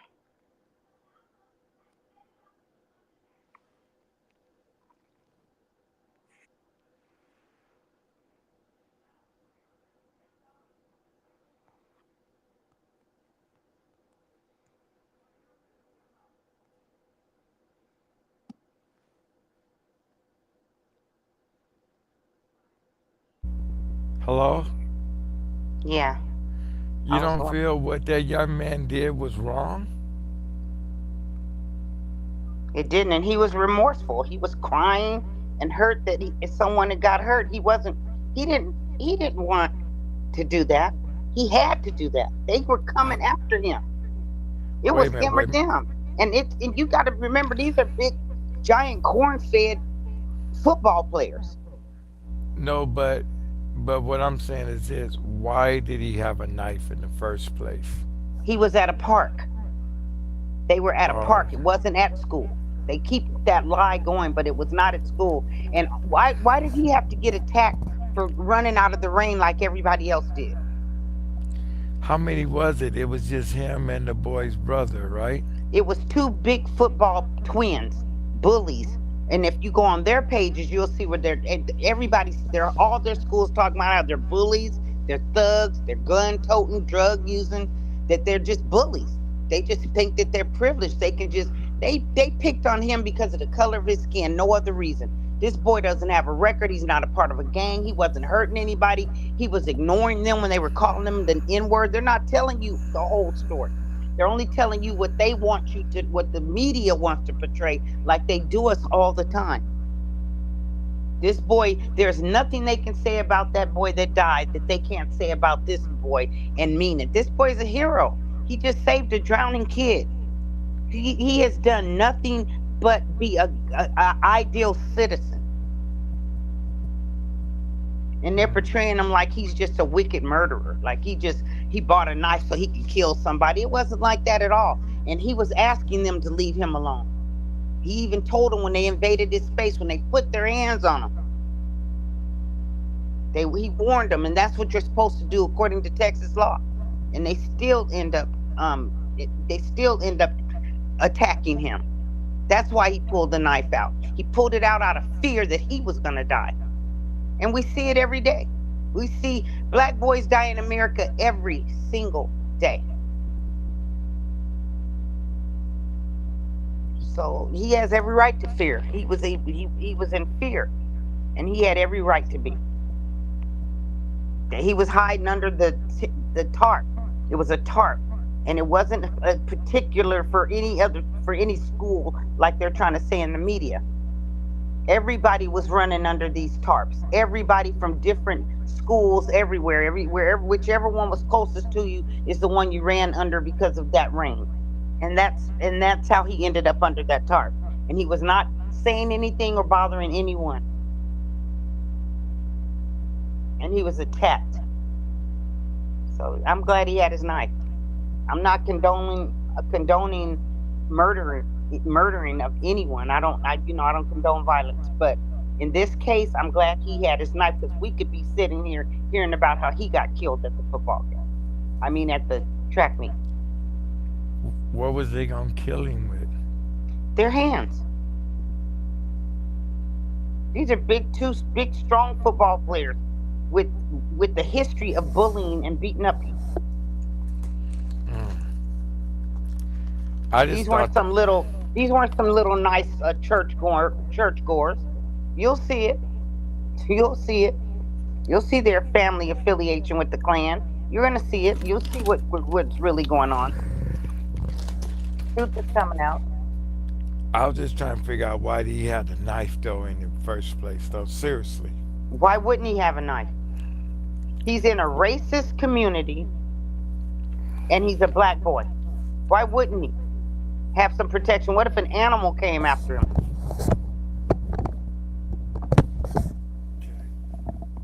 He's not allowed to have a knife. It's a state where you can carry. The knife was, if you notice, nobody's talking about the knife being illegal. Not one representative, not the police, not the courts, nobody's saying that the knife was illegal. Notice that. Pay attention to that. The knife was not an illegal item. He did that out of fear.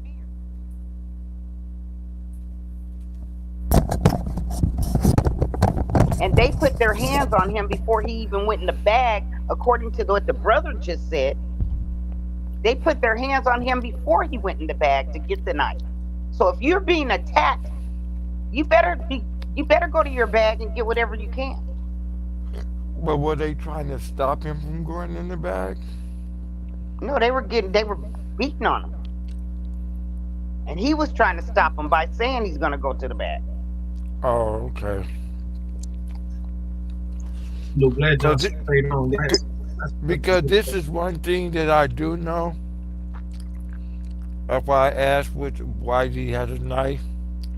Because when I was younger, I would go grab a knife. But when I go grab that knife, you was cut. So that's why I'm asking. Every time I went and got a knife, I cut you. So if you know you have intentions to cut somebody, I mean, that's another story. Because you know you're going to use it. Shut up. What are you talking about? I'm saying if you got the knife on you, you know you're going to use it. I did.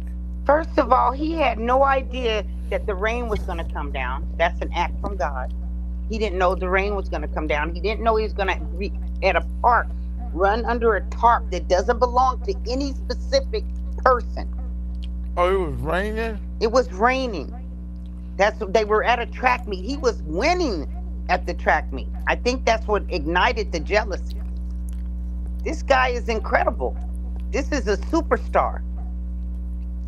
Colleges are looking at him. This guy he's an incredible human being. So he's out there not only winning in football, he's the captain of his football team, but he's also in that track and field, and he's winning the races. So when the rain's coming down and he runs under a tarp, he's not bothering anybody, according to the witnesses. He's not calling anybody racial slurs, but that's what he's being called. He's not bothering me. He's just letting them, don't put your hands on me. And what do? Go put their hands on me.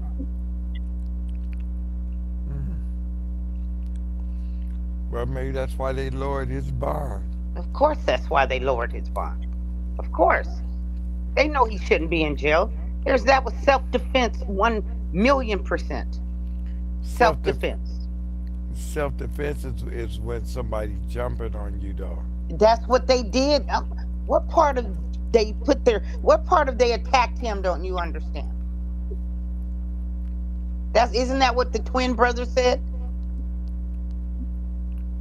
They put their hands on him. He didn't go and put his hands on them. He didn't take the knife out and go after them. They attacked him, and then he went in his bag and got his knife. Okay. According to what the brother said. Now, the media is trying to switch it up and make it different, but the witnesses and the brother told the truth. They did put their hands on him. They were removed. He said, we were removing him from under the tent. They had no right to put their hands on him. Well, it looked like he gonna beat it if they lowered his bond. I mean, they wouldn't have lowered that bond. They know that he should have never been put in jail.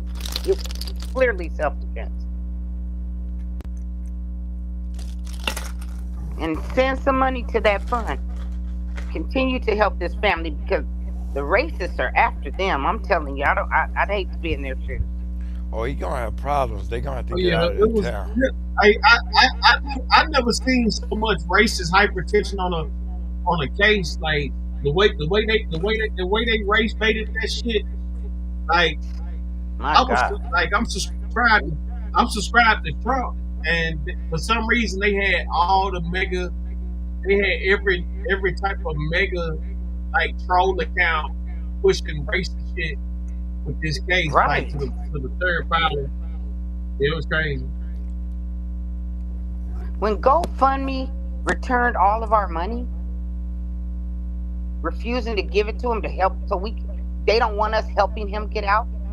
I'm so proud of us pulling together in our own resources to help him, because we're not talking about a bad kid here. We're not talking about a gang member. We're not talking about somebody who's hanging out in the streets doing drugs. We're talking about a clean-cut American citizen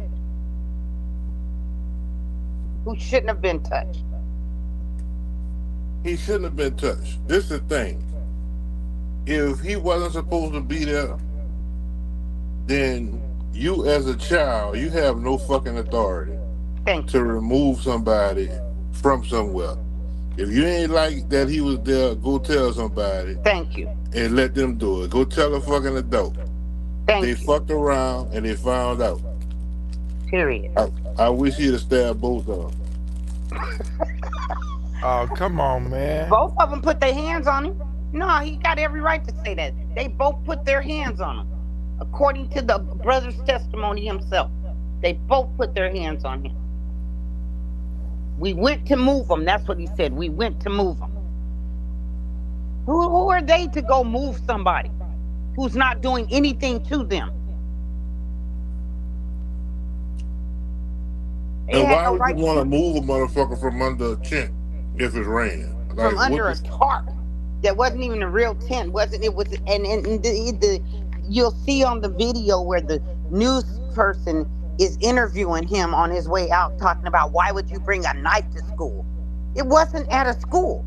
They keep trying to put that in the heads of people, and the whole thing was they was at a track meet. It was at a track meet, and Carmelo Anthony was supposed to be there. Exactly. He was winning the races. That was just hatred and jealousy. The white boy didn't even run track. One of them did. One of the brothers, they said, was supposed to participate in the track meet. Well, the other one shouldn't have been there. The other one shouldn't have been there. He should have been in the stands. The point of the matter is, no one gave them the right to make anyone leave. And what really hurts me and disappoints me is when I listen to the black people that were sitting right there when it happened, giving their witness statements, as if it was like, it reminded me of when the guy, when the police had his knee on, what's his name, Pimpin'? George Floyd. And people were videotaping it. Nobody was trying to push the police off or nothing. They were just sitting there witnessing these two giant football players attack this boy. And nobody was helping him. Nobody was trying to stop them. He had to defend himself. There were adults right there that, and one of the black guys was saying on social media that you can't say nothing to them white boys, they'll kill you. So that's the fear that's in our men. They have every right to be fearful, because they might have died if they jumped in, or they might have died if they tried to stop them. Well, I have to disagree with you on that. Okay. A man cannot be intimidated. Well, we know that's not true. You mean some men can't? A man cannot be intimidated. Well, see, you're speaking from an area I don't know nothing about, because I'm not a man. So can you please elaborate on that? One thing about being a man, see, a lot of women give that title to adult-bodied males. Mm-hmm. Just because you're a male and over the age of 21, that does not qualify you to hold the title of man.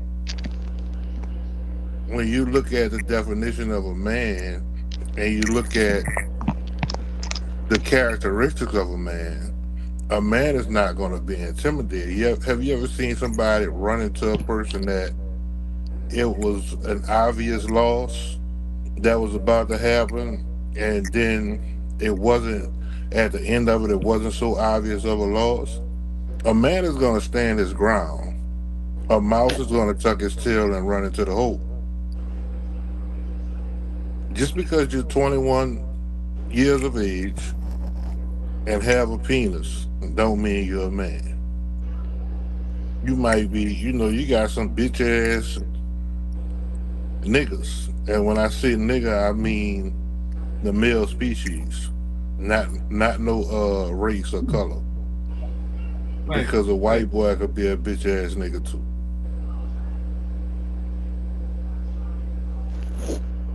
A man also can walk away, but a man cannot be intimidated. It's a major difference between walking away and being intimidated, scared, afraid, frightened of another person. Because we all bleed the same. And the white boy learned that. Well, both of them learned that, because one of them got his ass knocked off and the other one is his brother. Yep. So you remember the incident where the young black man was out jogging and he was looking at this house being remodeled, and he was jogging down the street and two racists in a pickup truck came and beat him to death? Do you recall that? Do you think he was in fear? Do you think he was a man, any less of a man, because he was scared to death that they were gonna kill him? I mean, is that not natural to be in fear for your life? Even though you're a man, you can't be in fear? Is that what you're saying? I say a man cannot be intimidated. And I remember that vividly, like it was yesterday. That man fought for his life. He didn't cower away from it. He did what was necessary to try to save his life. He was trying to live, absolutely. But you don't think that scared him? You don't think he was in fear? Knowing that he's gonna die because of the color of his skin, no other reason? If he was scared, that may be a possibility. He may have been fearful, but he was not intimidated. And that's the difference.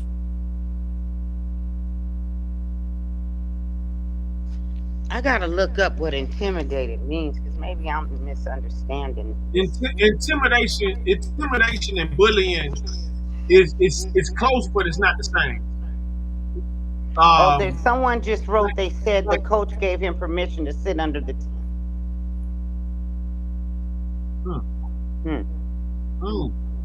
Somebody in the comments just wrote that.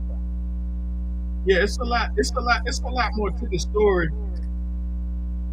We're gonna finish to see what this guy's saying on the show, but then we also look into some of the witnesses and get a point of view. Let's get about 6 minutes in, so it's about 30 minutes. We got 7 minutes already. It's about 6 or 7 minutes for this. Family of faith, we are deeply grateful for all your support during this trying period. Your prayers and assistance mean more to us now more than ever. Comments on the side of the page show people giving money and people who believe that Carmelo acted in self-defense. GiveSendGo has become, in many ways, the go-to site for defendants who find themselves in interesting legal situations. It's the same site where people have raised hundreds of thousands of dollars for the legal defense of Luigi Mangione, the man who's accused of killing United Healthcare CEO Brian Thompson in Manhattan. GiveSendGo is an alternative to GoFundMe because GoFundMe doesn't allow campaigns that raise money for the legal defense of those accused of violent crimes. In the past, it's been a site that's become a go-to place for people raising money for Kyle Rittenhouse and people who are arrested in connection to January 6th. Now, in this case, and Father was reportedly asked during this hearing why the Anthonys haven't used the hundreds of thousands of dollars already raised to bail their son out of jail. It might be $1 million bond, but in some cases you can get a bail bondsman to cover most of it, and you just have to put forward 10%. He said to that question, the site isn't a bond fund. Metcalf's family also has a fundraising site, but the money for that was used in part to lay their son to rest. Right now, that page has more than $341,000. Metcalf was laid to rest last week at a church in Frisco. The Metcalfs are encouraging people to donate money to create a scholarship on their son's behalf. Anthony's bail was lowered to $250,000, and we'll talk about why the judge did that in just a moment and why at least one defense attorney believes that was a fair decision. The court said that Anthony would have to be on house arrest, wear that electronic monitoring device, and will check in with the court each week on Fridays. According to WFAA, the judge said in the courtroom where every seat was filled, the deputies provided more security than she had ever seen for a case, which is just an example of the attention that this story is receiving in Texas and beyond. Joining us now once again to talk about this case is criminal defense attorney Bridget Williams, who is based in Dallas. I know when Carmelo Anthony was first arrested, we chatted a bit about this case. Let's get to I want to start with the kind of the headline update that we've received this week, which happens to do with the bond amount going from $1 million down to $250,000. Was this a fair decision by the judge? Well, let's start with one. I love the way that Judge Tucker phrases this. This is a bond hearing. This is not a trial setting.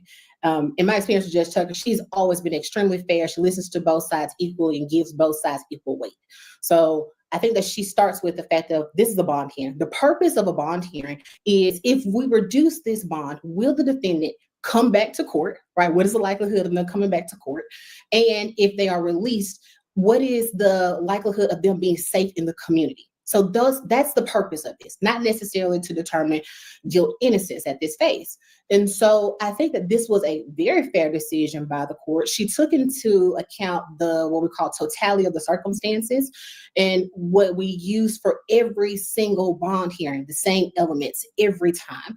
And then she weighs that and determines what is the correct amount.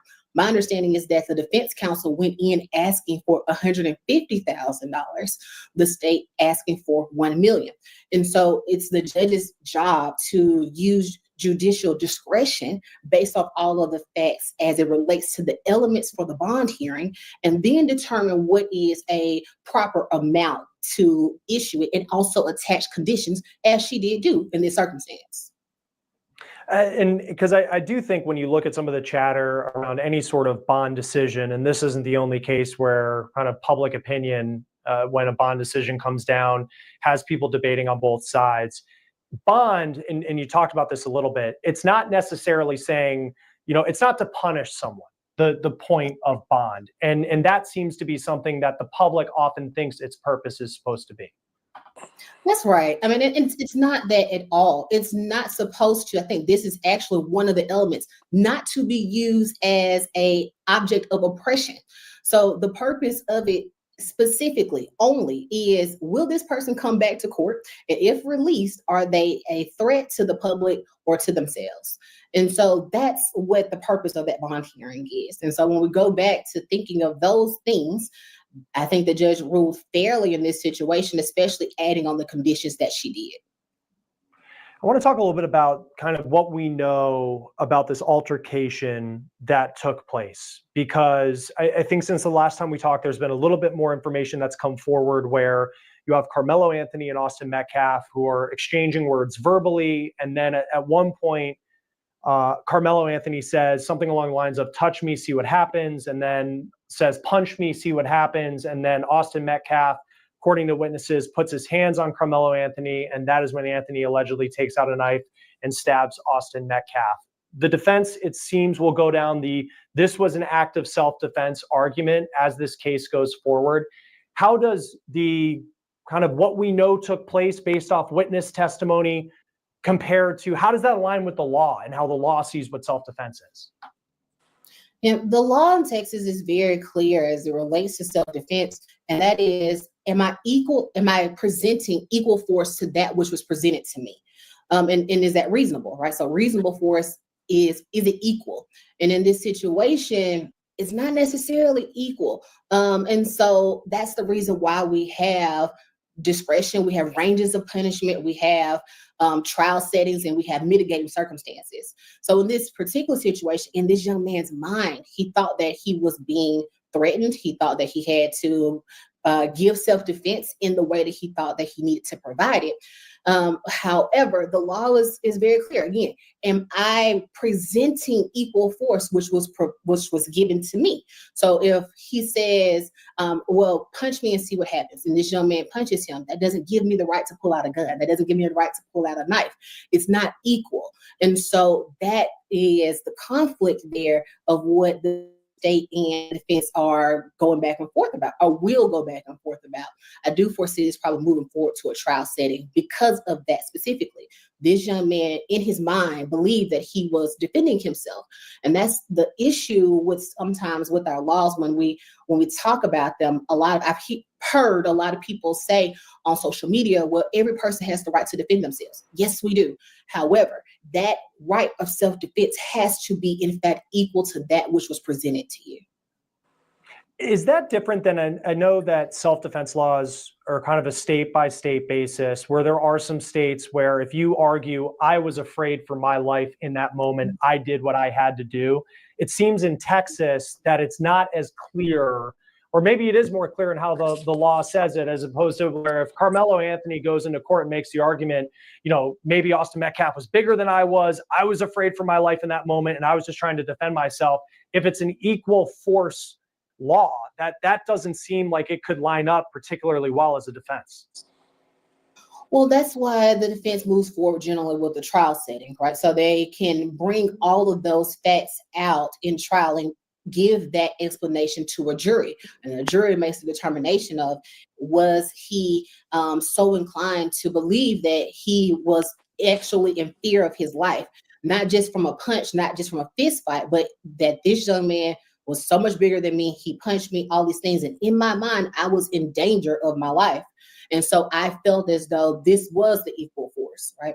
That goes to a jury. And the jury then decides if that is what was necessary in order to move forward or not. And so that's why I think this will be a trial case more than likely. I want to talk a little bit about the money that's being raised for Carmelo Anthony's defense. It's on a website that we talked about it a little bit ahead of time. Luigi Mangione, his defense is on Give, Send, Go. They raised $200,000 plus to give to his defense. For you as a criminal defense attorney, is this something new that you're seeing, this kind of crowdfunding a defense? What do you make of this movement we're seeing in certain criminal cases where defendants are getting money from the public to pay for what is a right to have a legal defense in a case like this? Yeah, well, I'll start off by saying that criminal defense teams, ones that are competent and do a good job and go above and beyond, are not cheap, right? It takes resources and finances in order to fund those things. Now, I've had clients before, and I've seen other people tell me that they have had to try sometimes to make the decision on if they want to hire an attorney, a personal attorney, or post the bond for their loved one. And in that situation, I'm always going to say hire their attorney, because then we can have the bond hearing, just as what Mr. Anthony's defense team did in this particular situation. However, using all of the resources that came from crowdfunding and all those situations, I think that it is something that I've seen more, and we've seen in cases around the country, really not just in Texas, but around the country, especially in high-profile cases, because the defense team and the resources that they need in order to put up a proper defense cost money. It's not something that just, can come by a day just from doing just some specific paperwork. It takes resources. It takes a team of people to put up a proper defense. I remember, and this is kind of on the side, just because Luigi Mangione has been the big kind of crowd-funded defense, at least within the last year, that's been receiving a lot of attention. And I remember his defense attorney initially wasn't sure whether they would accept that money. Is it controversial as a defense team to accept crowdfunding money, or for a defendant to pay for your defense with money that comes from the public? I don't know if it's controversial. I think it's a matter of, I think it's a case-by-case basis. It depends on that particular defendant depends on that particular attorney. Again, because like we stated just a moment ago, it costs money. It's not just the lawyer, but it's also their investigator. It's the staff that's working on the case. It's them taking away that time that they are working on the other cases, really to put a huge emphasis and a huge amount of their time and resources now into this particular case. That's also time away from their families. That's also time away from them doing other things as well. So just like any other job. So they are needing resources to pay that team of individuals that are going to show up and give the first class service to that person to give them the best defense. Not to put you on the spot, but I mean, typically for a very competent, not saying the most, most expensive lawyer that's out there, but if someone was to pay for a criminal defense in a murder case, I mean, considering all the investigators, everything that might go into it, I mean, what typically is the price tag on something like that? That's on the spot question. What I'll say is it depends, right?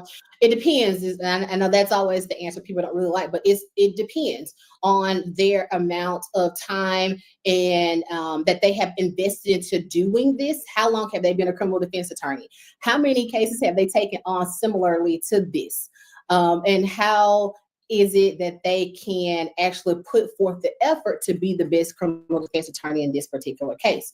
So it can range. And I would say that, something along the lines of $100,000 would not be unlikely for a case of this magnitude, because we're not only giving counsel in the manner of just representation in this particular case, but also counsel in other areas as well. I think my understanding during the bond hearing is that the Anthony family now had to hire a security team. They also have to now hire a PR team in ways that how they present to the public, because the DA's office is doing that, right? That goes into strategy. And so that is something that the criminal defense attorney is also handling. He's kind of managing all of that all together. So all of those things have to be considered. So when I say, well, it depends, it just depends on a range of factors. Yeah, and that's why I kind of asked, not to put you on the spot, but it was more, I think people think of what an attorney might charge, but it's all those other elements that someone may not realize leading up to a trial, the amount of people that work on a case and just what the cost of that may be. To this point, cameras haven't been allowed in the courtroom. And I know the judge yesterday reportedly said something, she hadn't seen security like that deputies put around a case, perhaps in her career, or at least in a really long time. How likely is it that we would get cameras in the courtroom if this were to go to trial? I'm not sure. I think that would just be a matter for the judge to put into effect or not. They would tell us if they would allow cameras in the courtroom. But the difference is in this bond hearing, again, we go back to, we're talking specifically about the bond and not a trial setting. The trial setting, the judge at that point, whoever that judge is that will be ruling over it, will have the discretion to say if there will be cameras or not, based off of the safety for each of the witnesses, based off of the safety for the defendant and their families. And so I think they make that call based off of safety. Every trial setting is generally one for public viewing. It is. So if you want to walk up to the courthouse and actually sit there, that's one thing.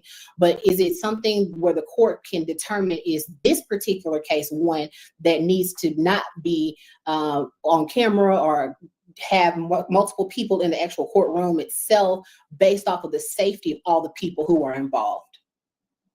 This case has received so much attention, and will continue to do so. I'm sure if it would go to trial, it would be one that would be covered on a national level. If you were on the criminal defense team for this, how do you manage that publicity? Is that something? Does the attention and the public support that Carmelo Anthony seems to have, just based off the amount of money that's been raised on this site, is that something, the attention, something that would help the defense going forward? You're right in the fact that this has been something that has been national news, and definitely news over in Collin County, Dallas County, around the DFW Metroplex altogether. And so in order to manage that, hiring people who are good in their lane, I think that is imperative. And that's what they have done. They've hired, a great PR team and people who are able to kind of manage that and manage the public view and get out the word that, this may have been self-defense. And this is the reasons why. These are the reasons why he believed that it was self-defense. And so getting that information out to the public in a organized way is definitely something that the defense team is managing and working alongside with people who is their lane to put out information to the public. So I would say yes to the fact that it's something that they need to be doing, but they are doing it, and it's working out pretty well based off of the amount of money that he has raised. There are many people who commit murder that never spend another day free in their lives. In this case, it appears Carmelo Anthony thought at least he was in self-defense. If he would be found guilty because the law doesn't see it that way, what type of punishment could he be looking at? And how much do the facts that surround the case of maybe it was a spur of the moment thing, he didn't mean to do it, if that's the defense's argument, what type of punishment, and I know that this is a long way away, but what type of punishment could he be looking at? Yeah, this is a long way away. And then this is a separate.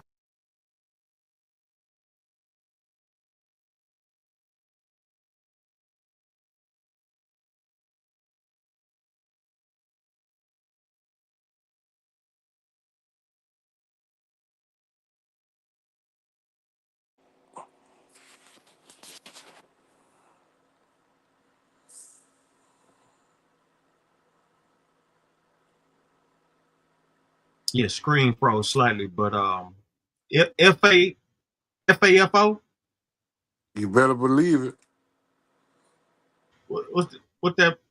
Fuck around. Can you break that find out. down? Fuck around. Oh, and fuck find around out. and find out. Hey, look, I'm gonna tell y'all some real shit. This on, you know what I'm saying? This on everything, man. Like, it's a few times I could have been in that same situation. You know what I'm saying? Like, you know what I'm saying? Like, them football players. I'm gonna tell you a story. I can't go into too much detail, but I'm gonna tell you a story. When I was coming up, them football players, especially in them little small towns, them coaches was juicing them boys up. They was on steroids. Yes. And so, they was beating motherfuckers' asses I'm talking about like when they was whooping ass, they whooped ass. Like, I seen a motherfucker get his ass beat by 10 minutes straight. That's a lifetime. Oh, if motherfucker their ass beat, that's a goddamn lifetime. I'm talking about they beat this boy ass, man. One particular time, some bullshit was going on. Hell yeah, I popped that motherfucking kitchen drawer. Phase. So you have guilt, innocence phase, and then you have a punishment phase. So if found guilty, then he has a punishment phase. Murder is a first-degree felony in the state of Texas. Punishment range up to 99 years in the penitentiary, up to a $10,000 fine.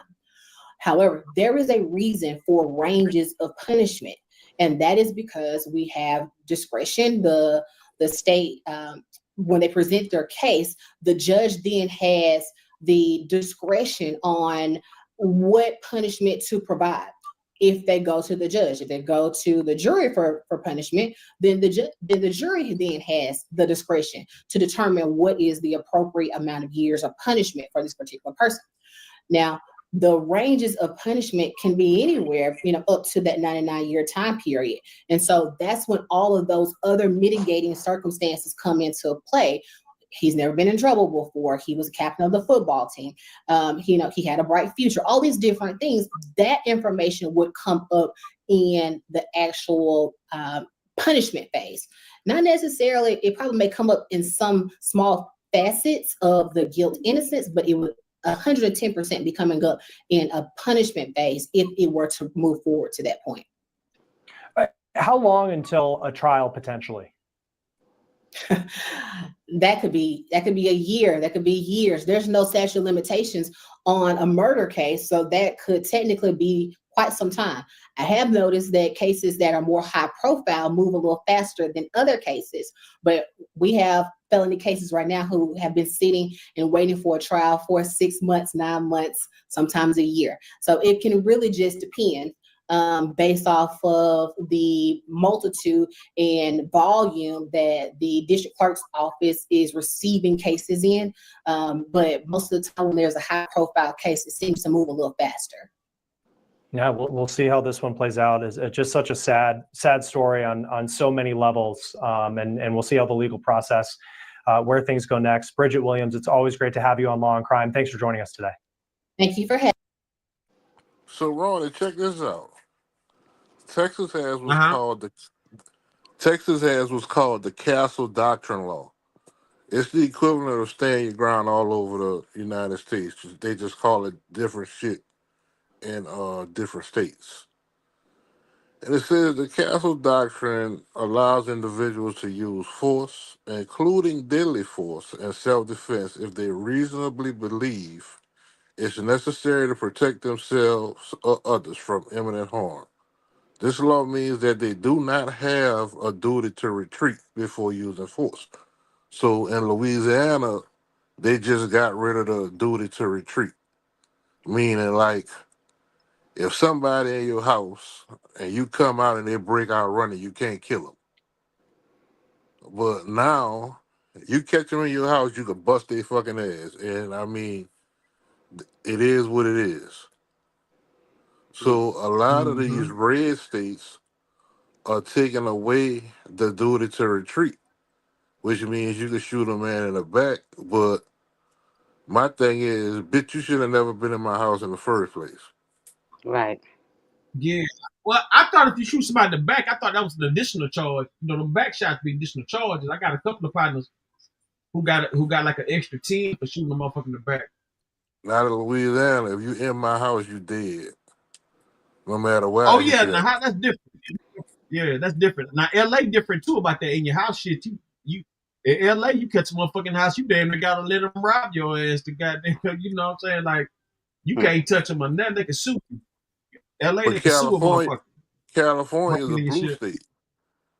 California is a blue state. The Yeah. red states be like, kill them, whoever it is, fuck it.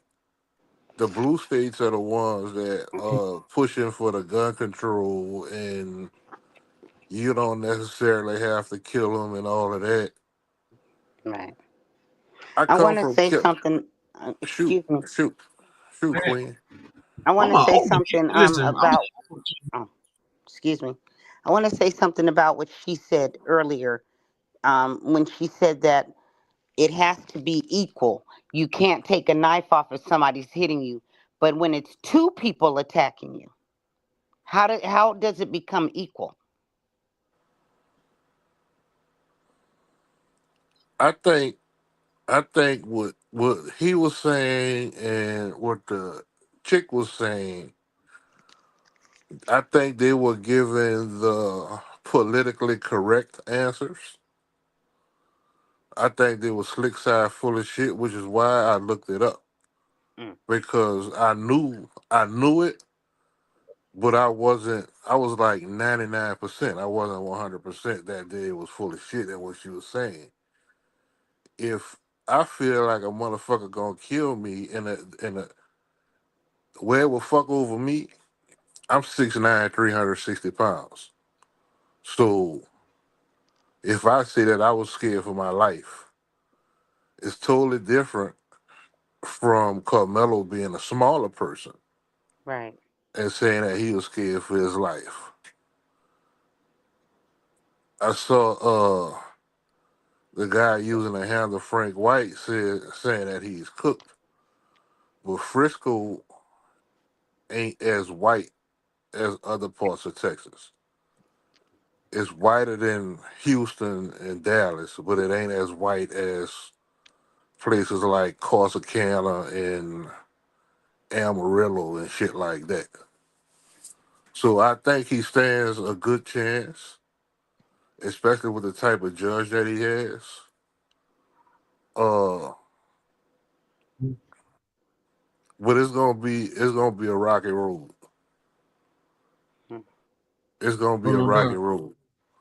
It ain't no 50-50, but it ain't no fucking 80-20 either, if that makes sense. Yes.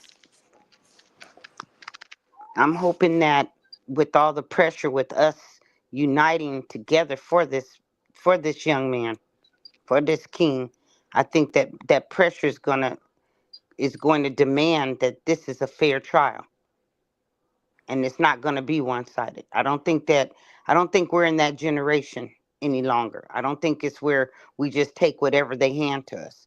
I think this time we're showing them in numbers that we haven't seen us pull together and do yet, that we're not going to allow you to take another one of ours. Well, what we need to do, and you might disagree with this, Queen, like, I don't believe that what they done on January 6th, 5th, whenever it was in 2021 was wrong, because that's how nations overthrow corrupt governments. They go Well, there. they showed them. I The said the difference, same thing. They showed them. You I got to agree take that with you. motherfucker over like that. I am totally in agreement with you. That's why I keep bringing up the Panthers. They did nothing wrong either. They were standing outside that federal building for the rights of humanity. They had a right to carry a gun, At even that though Ronald time. Reagan said Listen, everybody could carry a gun listen. except blacks. Them Panthers started off cool and everything, but they started extorting, killing, robbing, selling dope, No, that's what the and media doing dope and told you. everything. That's what the media told you. That's a fact. The media told you that. It's a fact. Come, You know how many where have people you were ever? beefing Okay, with them Black hold on. Panthers? Okay, hold on. We can talk about it. Where have you ever seen where they took white women and put them in a men's prison?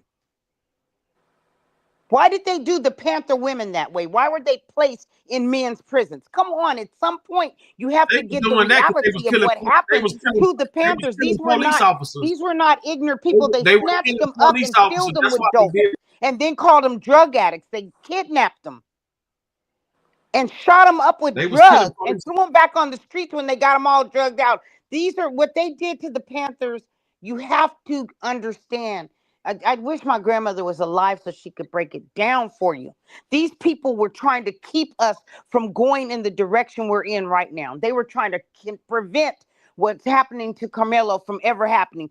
They were making our communities safe, drug-free, alcohol-free. We didn't have people laying on the grounds. We didn't have buns. They were stopping the pimps. They were keeping the schools. We were educating our children and teaching them the truth about themselves. These were not what the media portrayed them to be. That's what the media put out. I have grown men that are just learning right now about the Black Panthers. They had the same ideology that you have right now and what you're saying. They thought everything the media said was true, rather than digging a little deeper and finding out who these people really were. We had doctors, scholars. These were the young people, like this young man we're talking about right now, violated. They were standing outside the federal building with their licensed guns. The America was saying they didn't have the right to have a gun. That's why they're sitting up in prison. They're not in there because they broke in, went through government mail, tore up people's desks, and killed police officers. They're not in there for that. They're in there for standing outside the federal building with their licensed guns, to the right to carry, because that's what it was. They were allowed to carry everybody but them. And that's what we're saying right now. We have to stop allowing the media, just like the media is trying to sit and tell us all this negative stuff about this young hero. We can't listen to what the media is saying because the media has been used against us for too long. It's time for us to wake up. That's why we have these platforms, so we can teach the truth. I'm done. Well, I know why the Black Panthers is still in prison because members of the Black Panthers like Jeff Fort, Willie Lloyd, Larry Hoover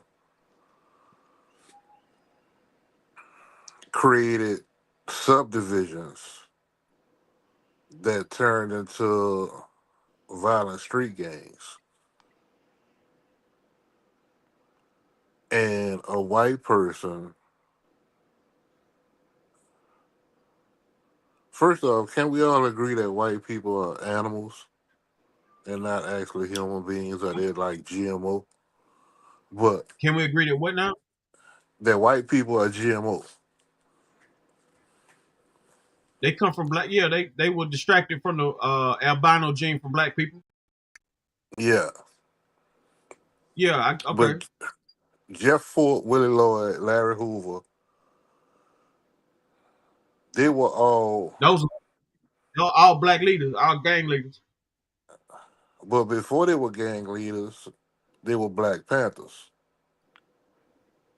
Yeah, they were, yeah, activists. And they yeah. were not destroying their community, and they were not killing each other because the Panthers taught against that. But Well, when no, they they killed their started off. leaders, It was, no. As far as them people no, he yes, just yes, yes, named, yes, it was yes, like yes. it was race.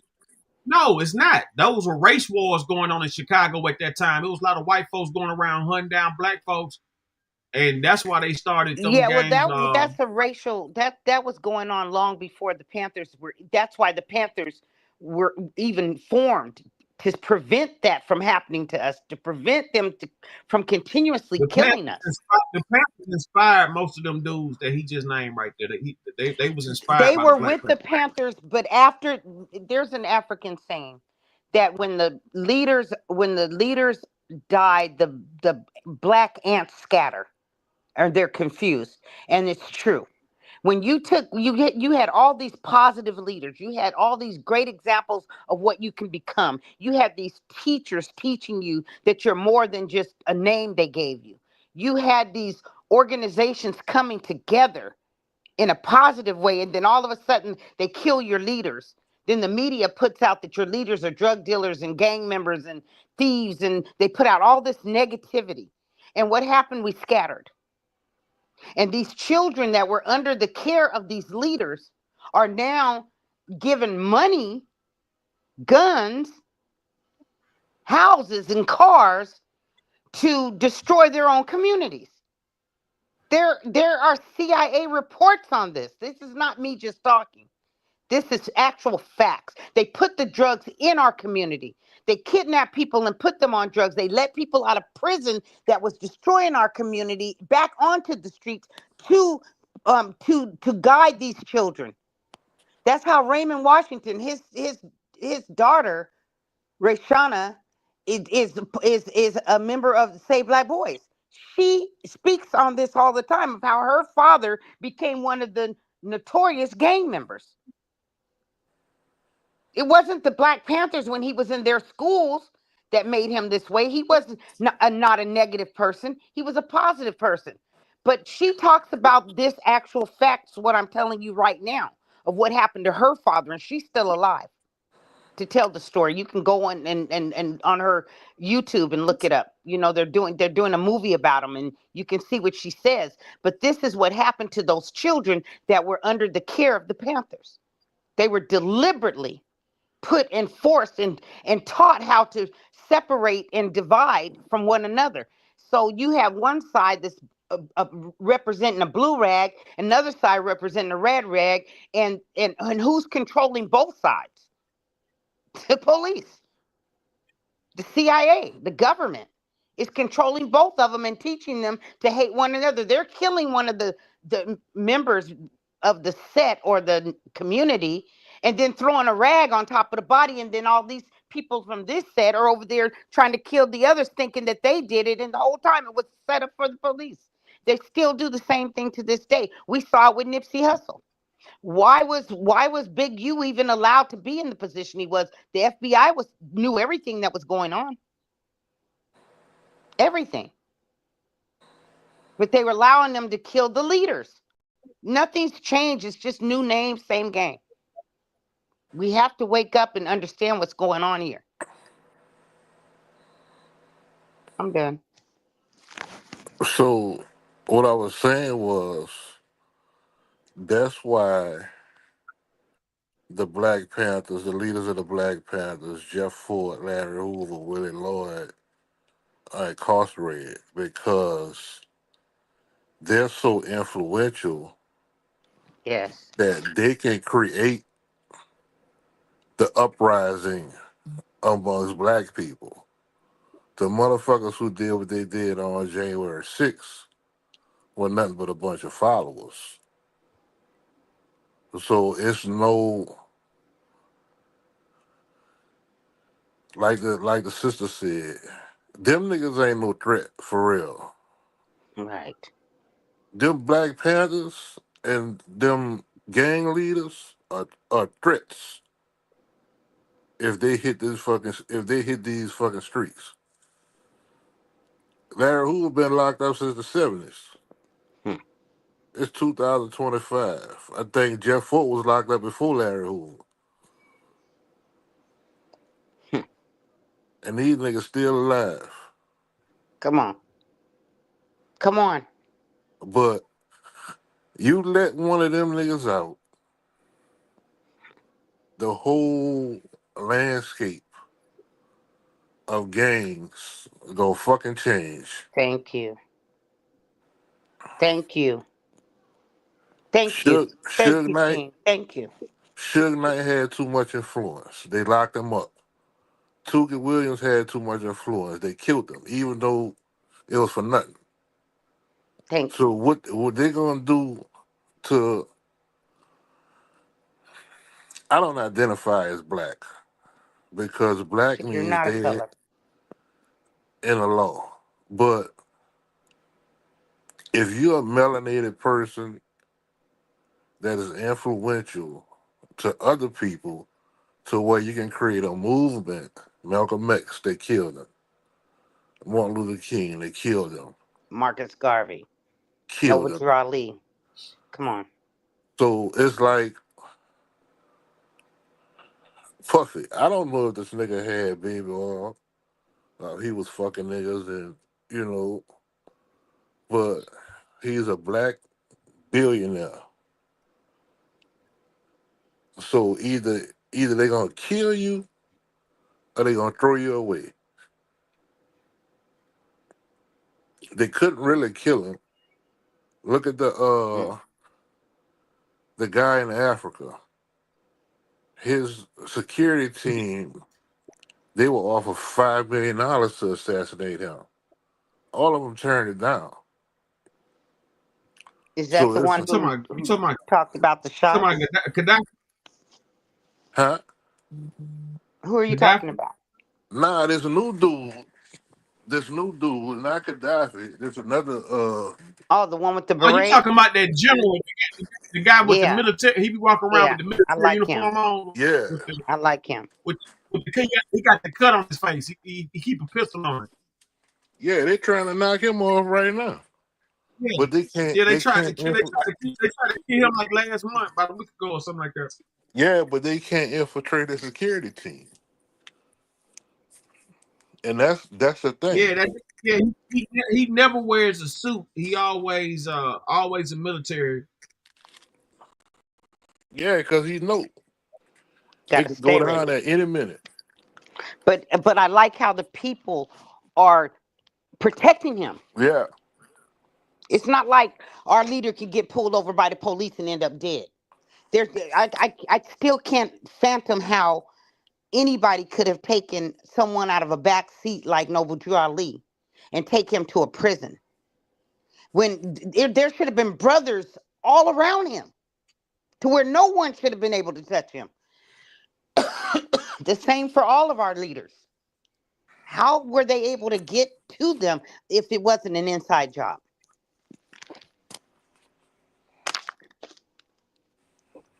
But it's always an inside job. Yeah, it's always inside job. That's the whole point. Look how Nipsey got killed. Somebody he knew. Inside job. Same game, new names. That's what we have to stop. We have to stop betraying one another. And I love how those brothers in Africa are standing and willing to die to protect him. And no amount of money is making them turn around.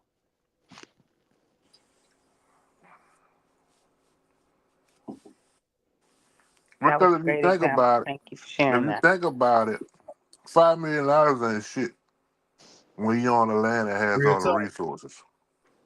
Thank you. Thank Yeah, you. like them motherfuckers, them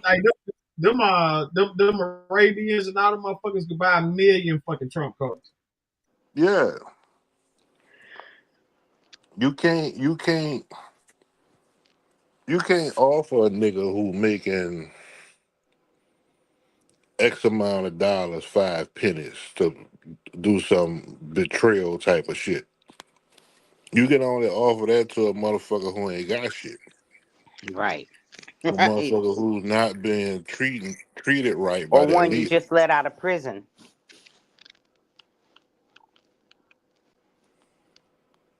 So it's like them dudes that got out. I mean, Trump ain't no dummy. Everybody always say he a stupid motherfucker. He far from that. Far from it. He ain't no dummy. And then another thing you got to think about, like, it's certain things that President City gonna do, but they really don't have the authority to do it.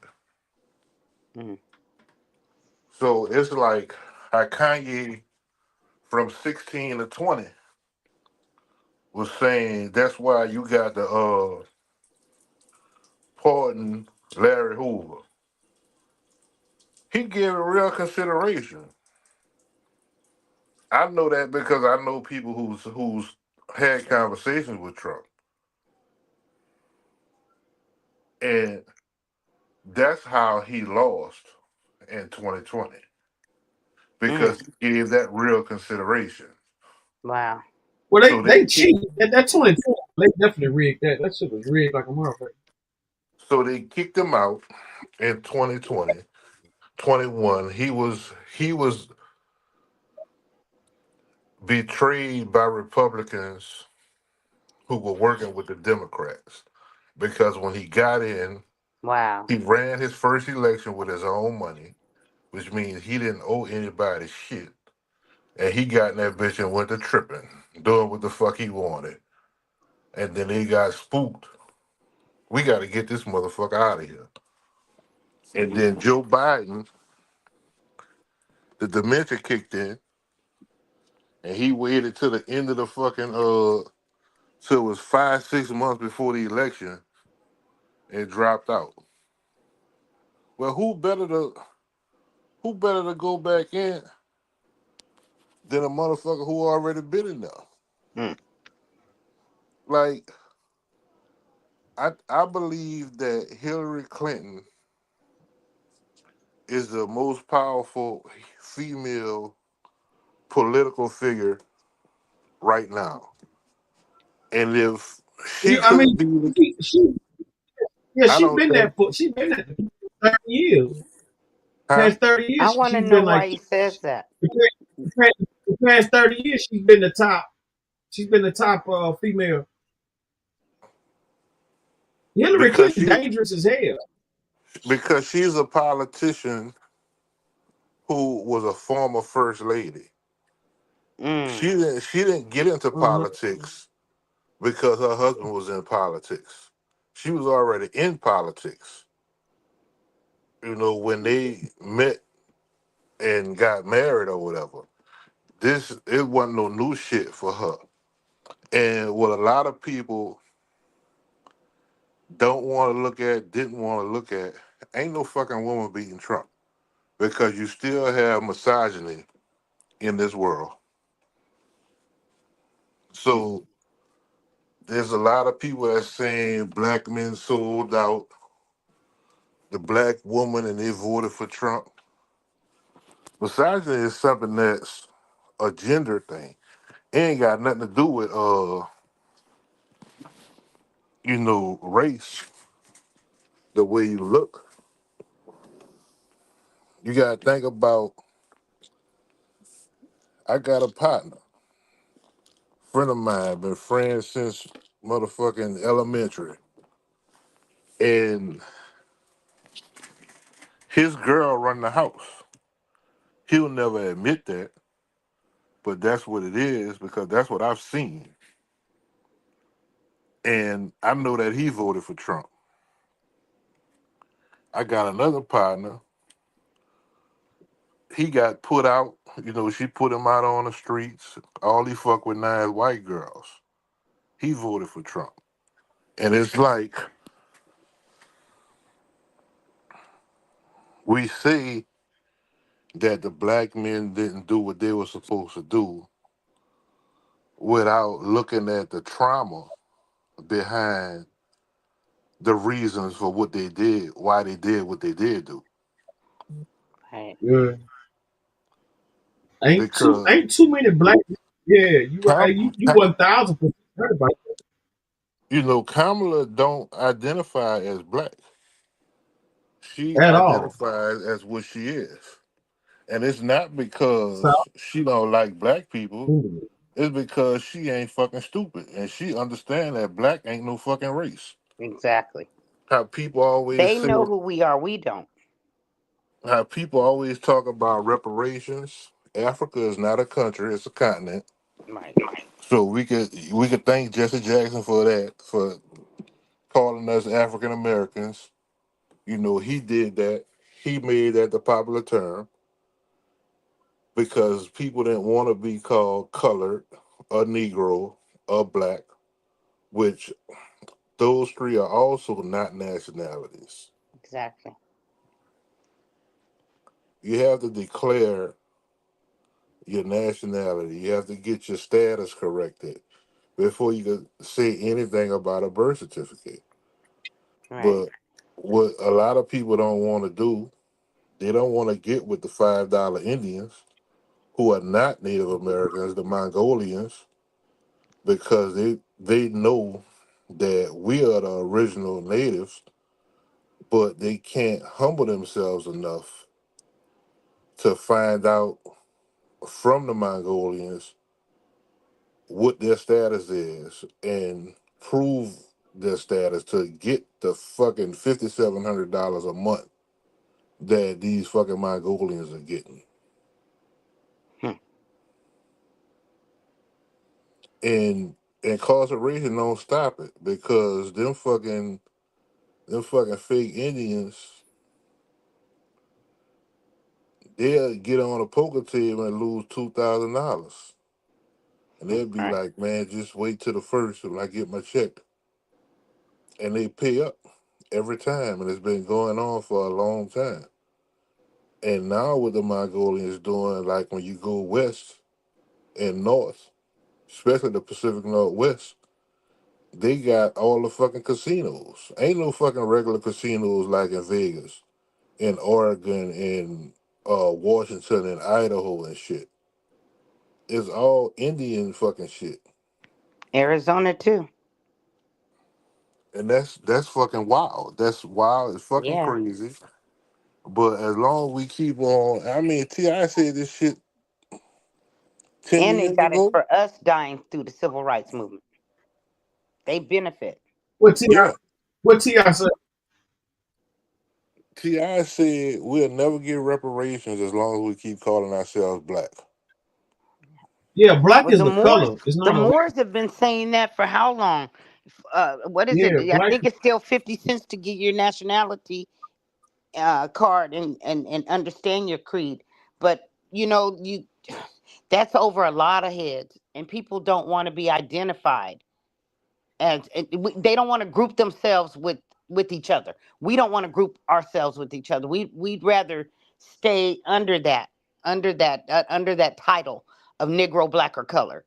We don't want to know the truth. We don't want to evolve as a people, as a whole. We keep avoiding it. Black means death in America. Period. Yeah. Black means death in America, and it has since I was born. I know my It had grandparents. I know it people had that since fought. before you was born. It is me Yeah, and way them before him. long before we were born. And like I know that my great grandmother, my father's grandmother, she was full blood fucking Cherokee. Mine too.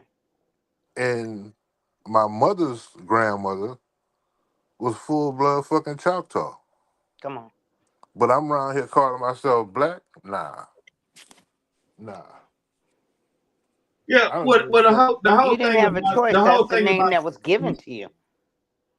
well, That's it's on not my that you didn't have no that's on my choice. birth What certificate. happened? What happened was that hold on. What happened was when they was setting up the Trailer Tier, Oregon Trail, and everything, they was pushing the natives towards the west so they could colonize the East Coast from top to bottom.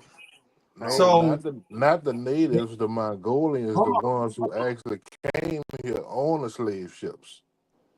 I'm not talking about that. I'm talking about the ones who was already here. What I'm saying to you is this right here. It was already natives in each. So in each what we call states right now, it was already different tribes all over in each one of these states. It was different tribes. Yeah. When they was colonizing America, when they was colonizing this country back then, they pushed all the Native Americans to the west.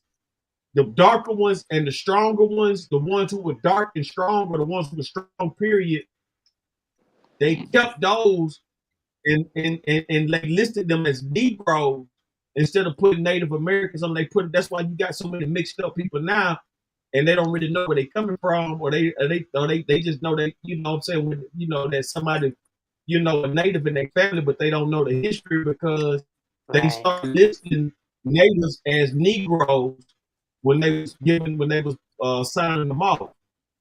You know what I'm saying? They was doing documentation. So that's why you got so many mixed up, in a big ball of confusion because they took the Native Americans who were here when they first landed, when they first got here on the ship, it was already black people here. They were just natives. They took the lighter ones and the weaker ones, the women and stuff, and the older ones. They pushed them to the West Coast. They kept the darker ones and the stronger ones on the East. And that's how you get mixed in with the little Africans. It wasn't really that too many Africans that came over like that. And it was African slaves that came here, things like that nature, but it wasn't that many as they claim. That South America got all them, South America and the Bahamas and all them places. That's where all them people went. You know what I'm saying? For the most part, America got the last flip of that slave trade. It didn't get the thick of it. These people was already here. That's why, you know what I'm saying, you go back in time, you look at Native American pictures, you'll see a lot of people that look similar to the ones you see, to the people you see Exactly. here right now. Sure. They My took the great lighter grandmother Indian. told me. My great Uh-huh. grandmother told me. Now my grandmother on my daddy's side was born in 1929, which means 1863, January 1st, Emancipation Proclamation to June 19, 1865. My great grandmother was alive. That lady told us I was 6 years old. She said she's never been a slave. Her mama was never a slave, and her Mm. grandmother was never a slave in New Orleans. Mm. But New Orleans fought against it. They rebelled. Yeah. So they fought against it. And I mean, we didn't just sit New, back and say we're gonna be well, slaves. New, New It didn't Orleans, happen like New that. Orleans, A lot of the slaves New that we Orleans, know about were children. New Orleans had Louisiana still had free people. It wasn't. It was a mix up. Everybody wasn't slaves in Louisiana like that.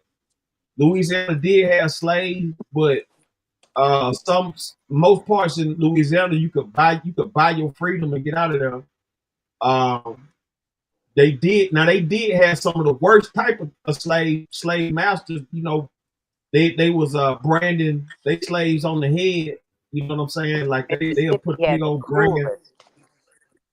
Yeah, they was branding them on the head instead of like other body parts. They'll put it on their forehead. But you know, Louisiana was a mixed up state because they had so many Haitians and Native Americans and Yeah. the Africans Creole. did come, but it was like I said, the invasion of them Africans was like what they try to make. Like South America got most of them Africans that they claiming. America didn't really get as many Africans as they, you know, as they pushed like that. It was already people here. They took free people. They took us. They took the original people and killed the elders and made the children. They lied to us about what we were, who we were. I didn't even know. I thought we came from slavery when I was a kid because that's what we were taught in our schools. That's what we were learning in our history class. You know, I knew more about Columbus than I knew about any African or anybody that had ever discovered or had ever built America. We didn't learn about Benjamin Banneker. We didn't learn about people that made a difference that was honored all over the world. I knew about Harriet Tubman and Martin Luther King. That's what we were taught in our schools. Yeah. And no one had the knowledge other than my grandmother telling us about her native being raised in a teepee and things like that. But that was far away from me to even be able to imagine because she didn't have the language to teach us. Right. They had to leave. Everything was stripped of them. My grandmother, they had to change their name. She was part of the whole process of what happened in Oklahoma. And she told me that happened all over. It wasn't just in Oklahoma. But she didn't have anything. They took the land. They took their businesses. These people, my grandmother, they weren't poor people. They created liquor. They did all the things that people are still making money off of now.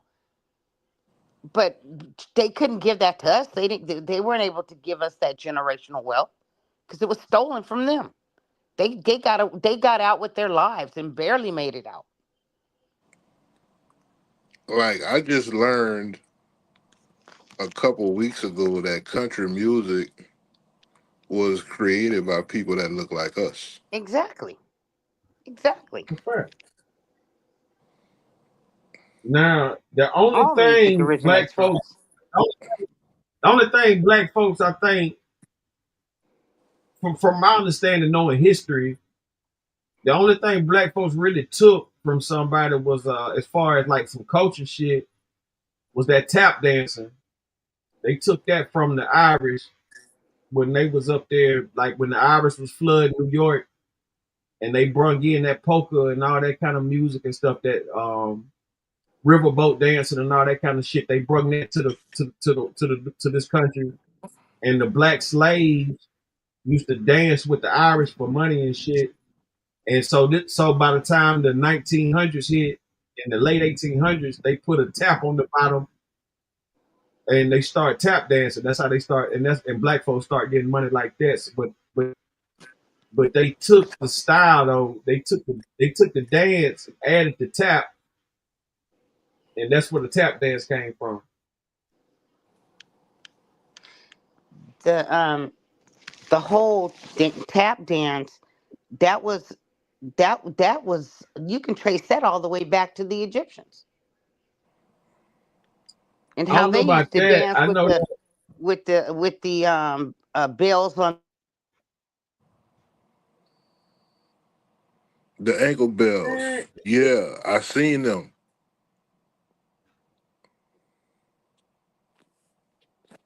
You know, that's really, the Egyptians really do more belly dancing and stuff like that.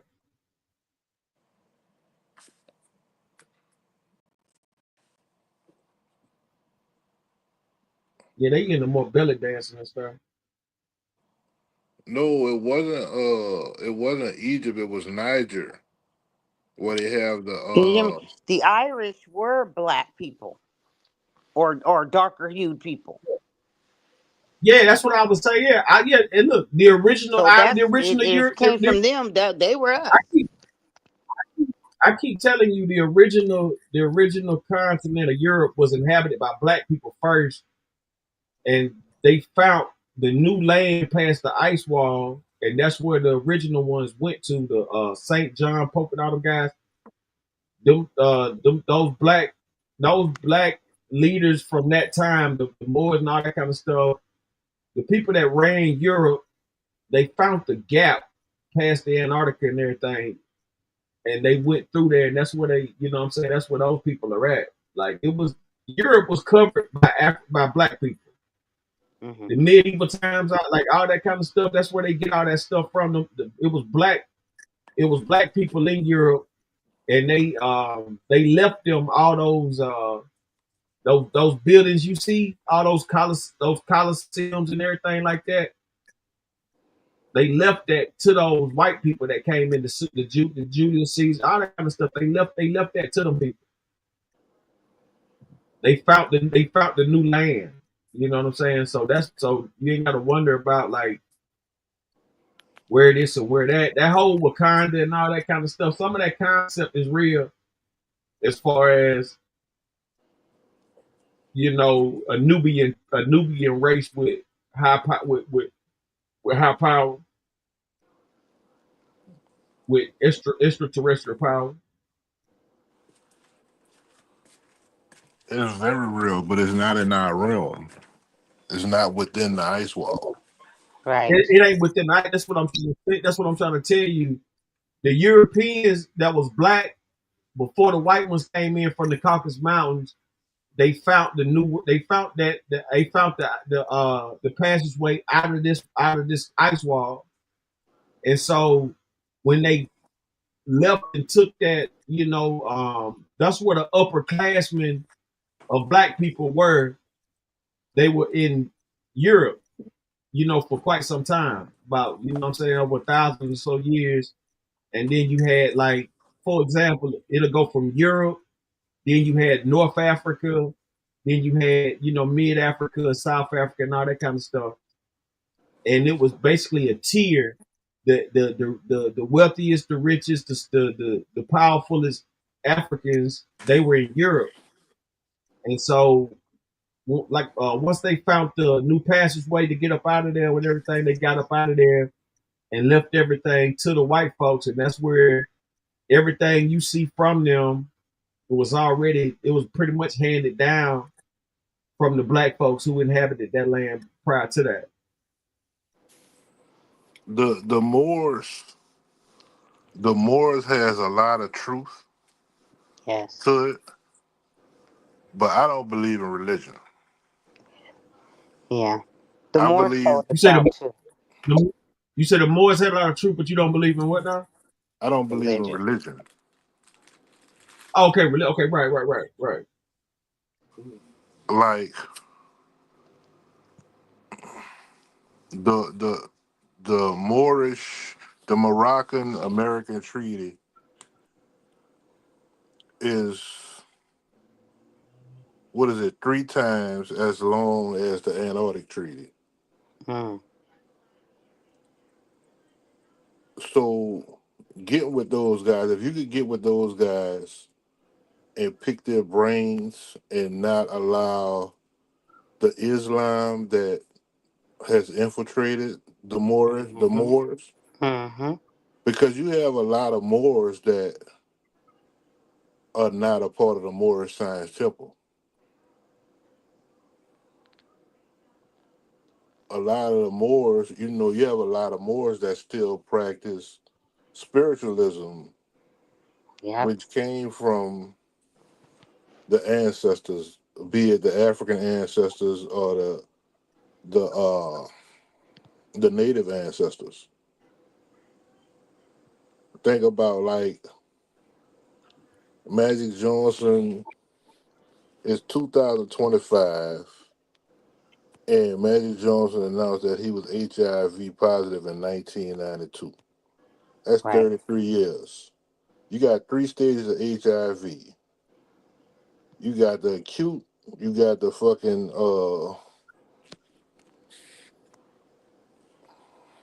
it's 3. The first one is acute. The second one is, damn, what the fuck is this second one? The acute infection, that's when you ain't fucking with you. The chronic infection, and then you got AIDS. That's the third stage of HIV. In 1992, that averaged to be about 10 to 12 years. Magic Johnson been HIV positive for 33 years. But then you have some beliefs that Dr. Sebi actually cured him. And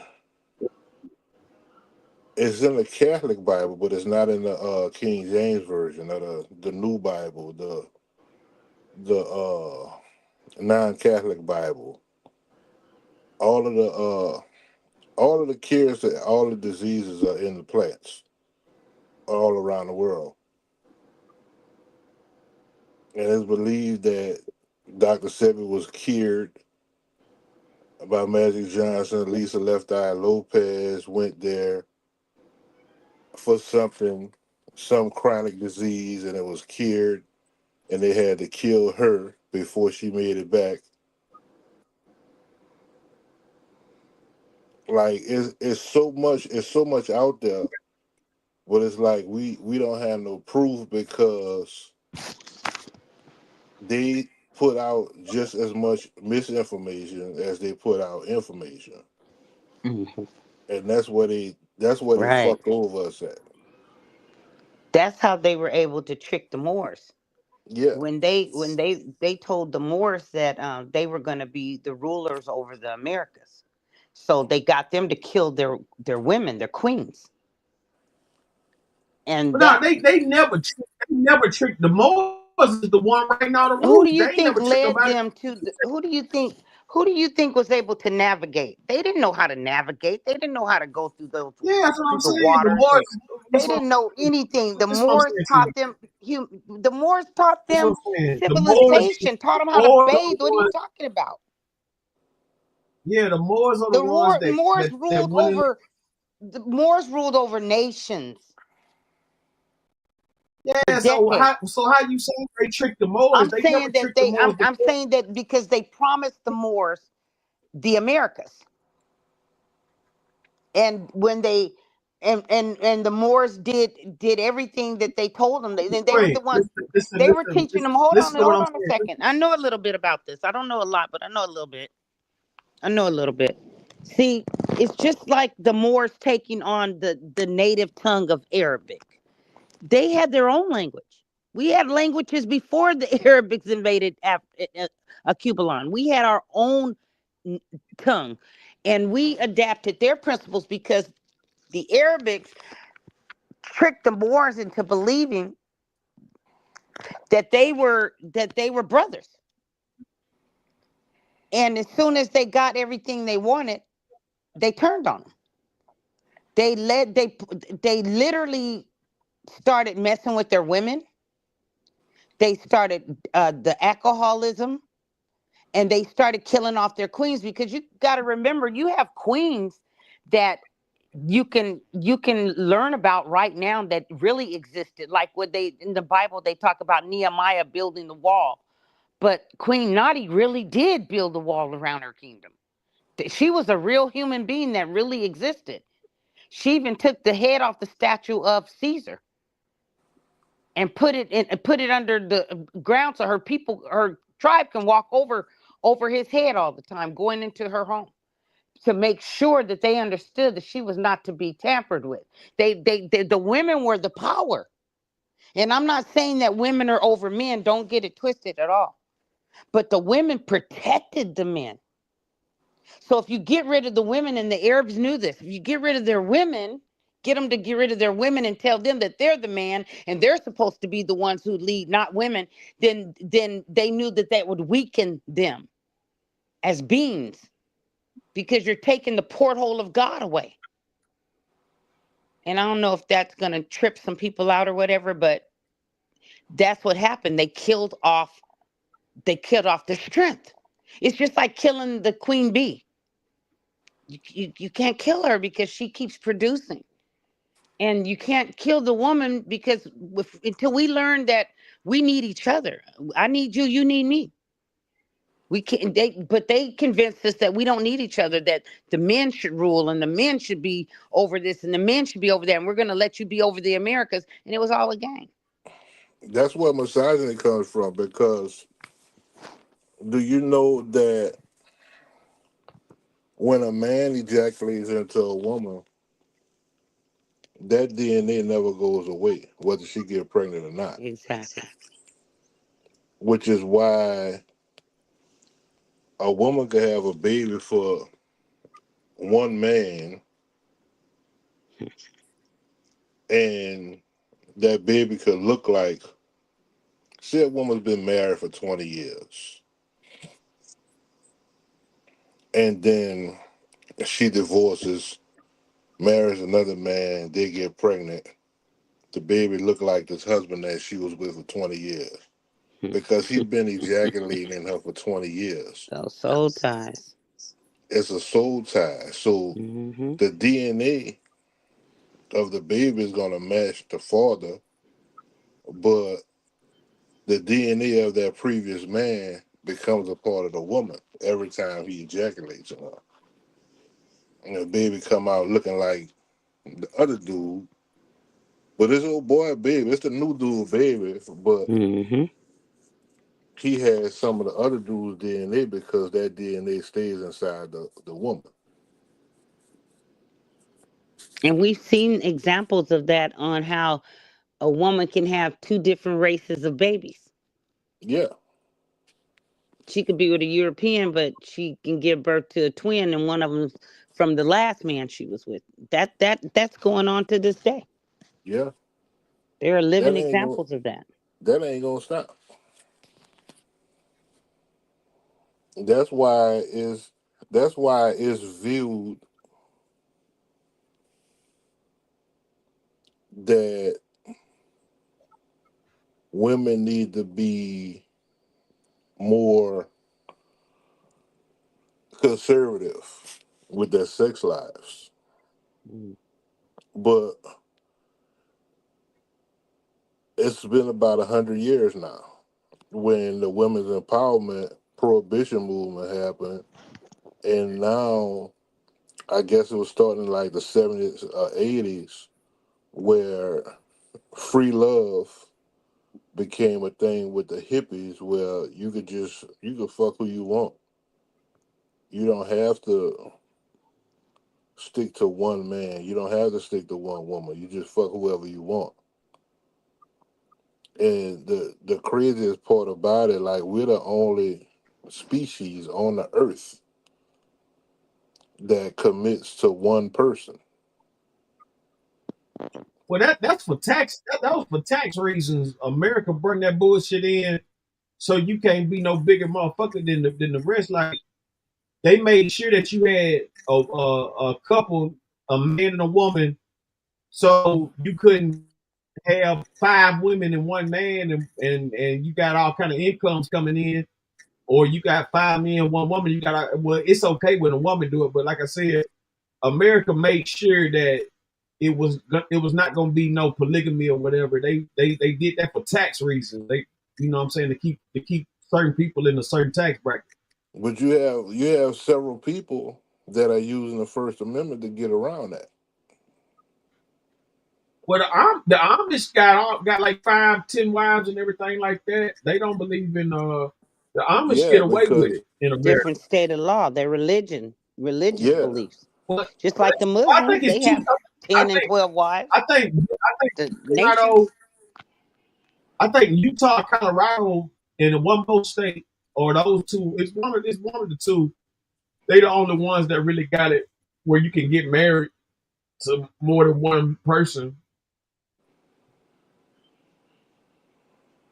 And But you could Utah, do it in any state. You could do it in any state legally if you use that First Amendment, because it's not just freedom of speech; it's freedom of religion.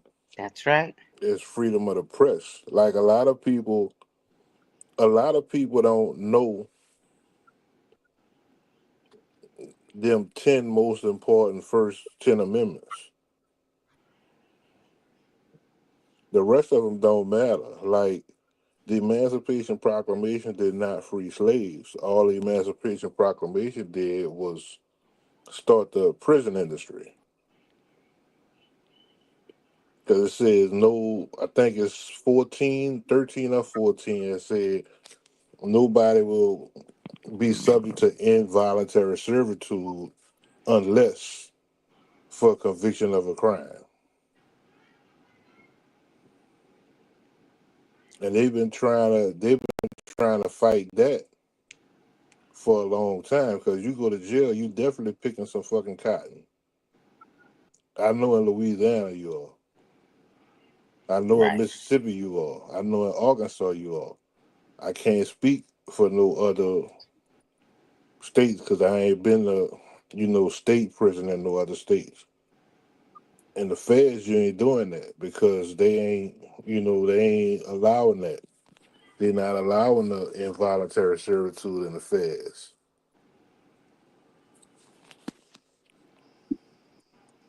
But these states, they're still doing it. Like Louisiana State Penitentiary in Angola, it's LSP, and it's nicknamed the last slave plantation. But the craziest thing about it is that it's not really a nickname. Angola Somebody. State Penitentiary was actually the last slave plantation in the state of Louisiana. Parchment was the last slave plantation in the state of Mississippi. So you saying these old federal prisons that they were slave plantations before that? Yes. Right. They were breeding children in those prisons. They were actually taking free people, free young girls and young men, and having them in prison their whole life, just having babies, so they can use them for slavery. Read about the chain gang. Read about. I mean, my God, when I tell you. Hold on. So you said the chain gang used to be a breeding farm? What? That's how most of those were children on the chain gang. Big strong niggas. Thank you. They were coming. They were being born in prison and put out on the chain gang. They were reproducing them. And they're talking about the Chinese built the railroads. No, you got to go back. You got to go back. Just like they're talking about giving what is that island where the prison is? Is it Terminal Island? What's it called? That they're trying to give to the saying that the Asians were there, the Chinese were there. We were there before they ever came to America. And they're trying to give them that land. Because they said they worked it and I'm just like, boy, we can't get a break. We can't get a break. We don't have any land to give anybody until we've received our land back that was taken. But we don't know. We have no clue. We have no clue. My grandchildren are just now, and this is my second set of grandchildren. Not the ones that are in college. I'm talking about the ones in elementary school. They were just talking about Christopher Columbus. I thought they were done teaching that lie. No. It's still going on. They're No. taking down black monuments and black museums, and or darker hued, and they're still teaching Christopher Columbus. And the craziest part about the Christopher Columbus thing is he's supposed to be the one who discovered America. Exactly. But America is named after a Spaniard, Americus Vespucci. Thank you. So. And the Moors ruled over Spain for how many? 40 years? No, they ruled over Spain over 100 years. But we don't know that. We're not being taught that. Have no clue. They ain't gonna tell you that.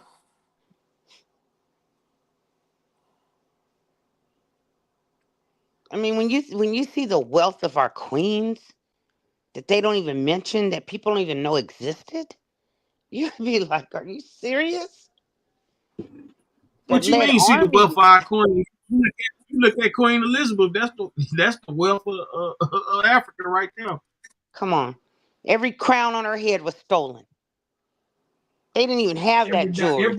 Every time. But if we talk about that or we try to teach that, then we're going against America. That's the coldest part. But see, that's the thing. That's the thing. It's not going against America. See, the trick was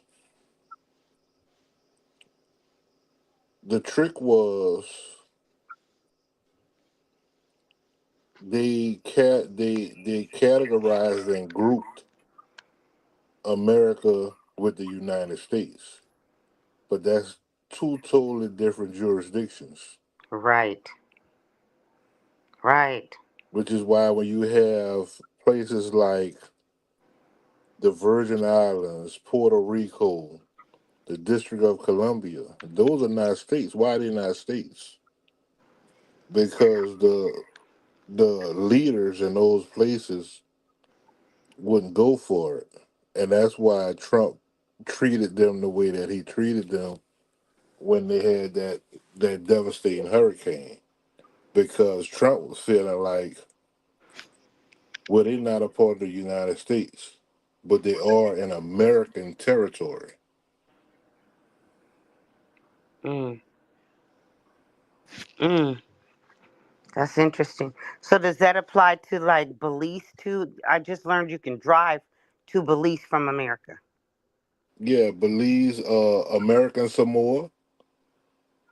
You know what I mean? Hawaii did not want to become a state. That's why they allow that the reason that the Chinese and Japanese are so fluent in America is because they use them to bomb Pearl Harbor. Yeah. To take Hawaii. So they can take Hawaii because Hawaii looked like us. Hawaiians used to look like us. If you go there now, you'll see the statues that stand over 12 feet tall, and you're going to see they're darker hued. You see their nappy hair. Come on. Which is why they use that laser that they call the lightning strike. Right. To fuck Hawaii up. Right. And the queen, the ruler of Hawaii, was a darker hued woman. And she refused to give them her country. She refused. And that's why they did the whole Pearl Harbor mess. Just so they can take it. Whew. Yeah, but they fucked around and found out with Pearl Harbor. Didn't they though? Well, the whole thing about Pearl Harbor, they was really using that to test out they new weapons and stuff. They knew that they was gonna hit that island, and so basically what they wanted to do was use that to take over Hawaii completely, and then not only to get certain things out of Hawaii, but they used that to test out that atomic bomb. They need to use it on somebody. And then after they used that atomic bomb, that's when you get all the UFOs and sightings and all that kind of shit started coming through after that. But that's when like other extraterrestrial sources came to see what was going on. Yeah. I wasn't here. Once they got that, yeah. And that's what I keep trying to tell you about. Yeah, when she started talking about crowd was seen beyond the ice wall. That's what I'm trying. Yeah, they say that shit was so big, it was seen beyond the ice wall. Beyond the ice wall, you see it was up there in space. You can see it. That's how far that was. But check it out though. That's why I was trying to get it off. Like they can't nobody sell the Moors out. The Moors was the ones. Like I said, Europe was inhabited by black people. The most sophisticated, top of the line black folks was in Europe first. Columbus was black. Zach, Russia, everywhere. There's nowhere that we were not. Yeah. Listen to what I'm saying, though. They evacuated Europe and left it for the white people and went to another realm of this world outside of the ice wall. We're in an ice wall. We're surrounded by ice. And in these ice walls, there's little gaps you can go through, whatever, to get to the other realm. I sent you the maps, different maps I of the thought we world. weren't even allowed to go through the ice wall or to the other side. I thought we were forbidden. I'm telling you what's going on, Queen. Are you listening to me? I'm hearing you Black right folks now. already. Yeah, the people that was in Europe before the Queen Elizabeth, before the Portuguese, before all that, it was all black. Mm-hmm. The white folks was up over there in Russia, in the Russia region. It was the Caucasus Mountains, the same mountains that's here to this day. Like I said, if you go watch 1300, if you go watch the movie 13th Warrior and all that, those were the original white folks and everything. They were coming out of caves and everything of that nature. Those are who they were. It was sophisticated black people in Europe prior to all of that. Once they found other parts of the world, they left this behind and went to a whole new place. And they, I'm assuming they got different technology and things like that. They still pop up here and there, whatever. But nevertheless, though, they never did nothing played over no Moors. The Moors know what time it is. The ones who really know what's up. If you look at them African news clips or them African movies, you see them red hat motherfuckers doing all that dictating and killing people and shit. The RUF, all that shit is under that Moor shit. They all come from they all cousins and branches off of that to that. You know what I'm saying? So it's certain black folks who ain't never had no problems in this world because they deal with white folks and they let them think they got power and they play over everybody with these different type of tools. All this shit is sorcery. That phone you own, that's sorcery. The TV you watch is sorcery. All this shit is sorcery. Radios, all that shit is sorcery. It's sorcery. But Artificial intelligence. Do you believe that there are cosmic forces that we can't see? Do I believe what? Cosmic forces that we can't see. I'm trying to tell you what's going on. They got a treaty, like you talking about this, the Antarctica Treaty. Once anybody violates that treaty, then you're gonna have a real world war on your hands because Antarctica got all those minerals and all those nuclear ingredients and everything like that. All those answers. Yeah, So the answers. Yeah, That's what so Antarctica had. Antarctica has the answers. Yeah, thank you. And so basically, the whole world has a pact. You fuck with it as far as using what's over there against each other. So that's why they over there in individual. If you look at a map from 1950 in the 50s and stuff like that, you'll see that Hitler has his own land out there. The Nazis, that's like I told y'all, he wasn't killed in the war and then like that. You know, they went to they went out there to South America where the rest of the Confederacy was, where the KKK, the Confederacy, and all those people all the rich slave masters who left the South while the war was going on, they went to South America. And they started their own little nation out there. If you go to South America, they got Confederate flags out there. You understand what I'm saying? They got Confederate flags out there. They are real Confederate. And so after he left Argentina, seeing that they was doing their work out there, because I don't know if y'all remember, South America used to be one of the wealthiest places in the world in the early days, early 1900s and shit like that. South America, 1800s stuff. South America was where it was at. You know, they was already popular. And so the Nazis left from South America. They went towards Antarctica, where it ain't no bugs, no diseases, it ain't no mosquitoes. They didn't have to worry about no outside forces and like that because nobody was up there. And if you look at a map from the 1950s, the late 50s up there, like 57, 55, all that kind of shit around that time, you'll see Nazi territory over there by Greenland and stuff like that. Like I got a map of the flat Earth and beyond the second ice wall. Okay, Like yeah. Right. and the names of these places, one of them is the Land of Oz. You know, Asgard, where Thor is from, Narnia. As Thor Well, and all that, right?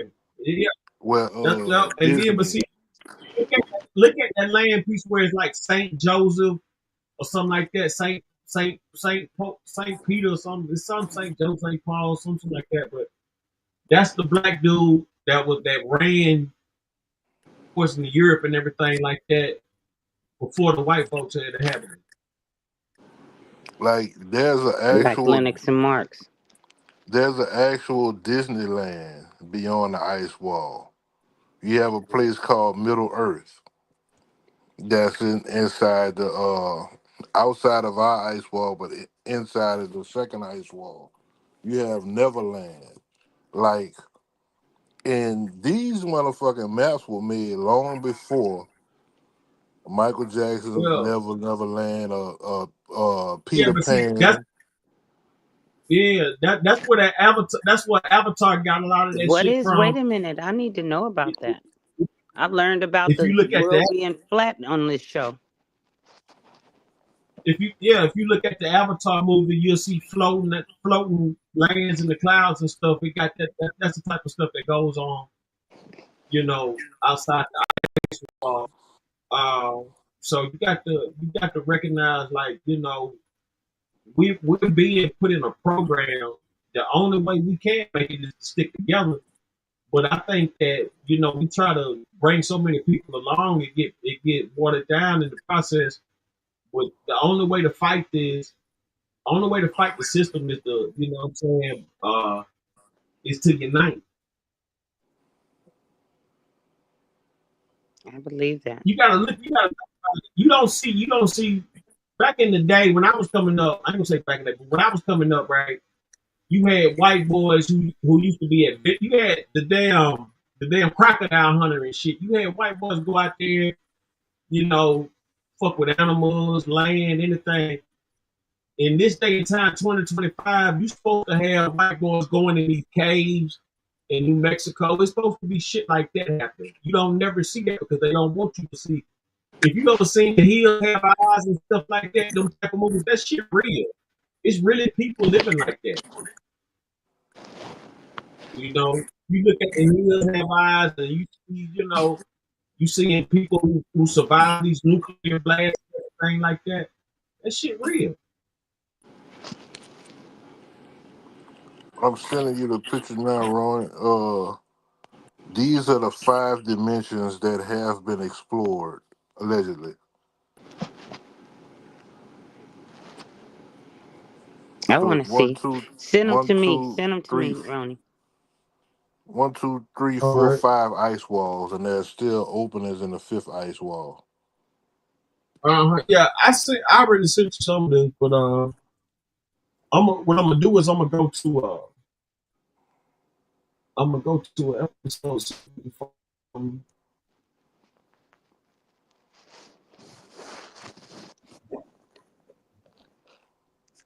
Yeah, I because when you open my apologize. eyes to the world being flat, that was like Yeah, you gotta look at it awakening like for you me. look at I you had gotta no clue. look at a water.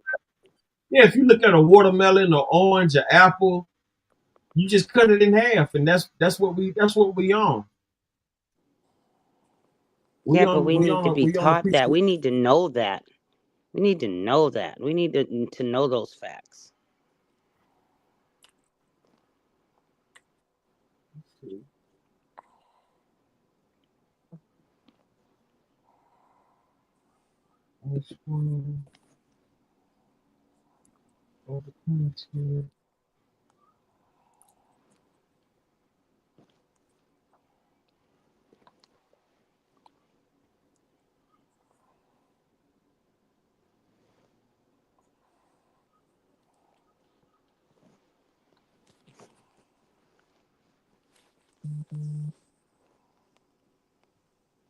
Okay, let's look at let's go to my thoughts on everything. Oh no, let's go do that one. Let's go to Thank you.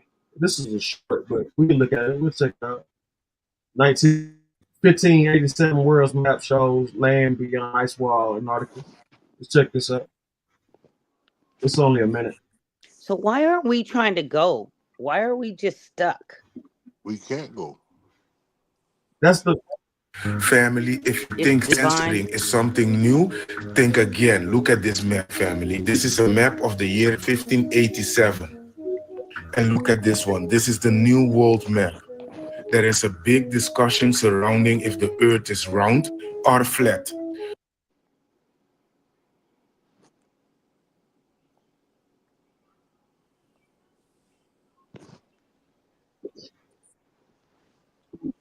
But family, why does all the other world maps look like this?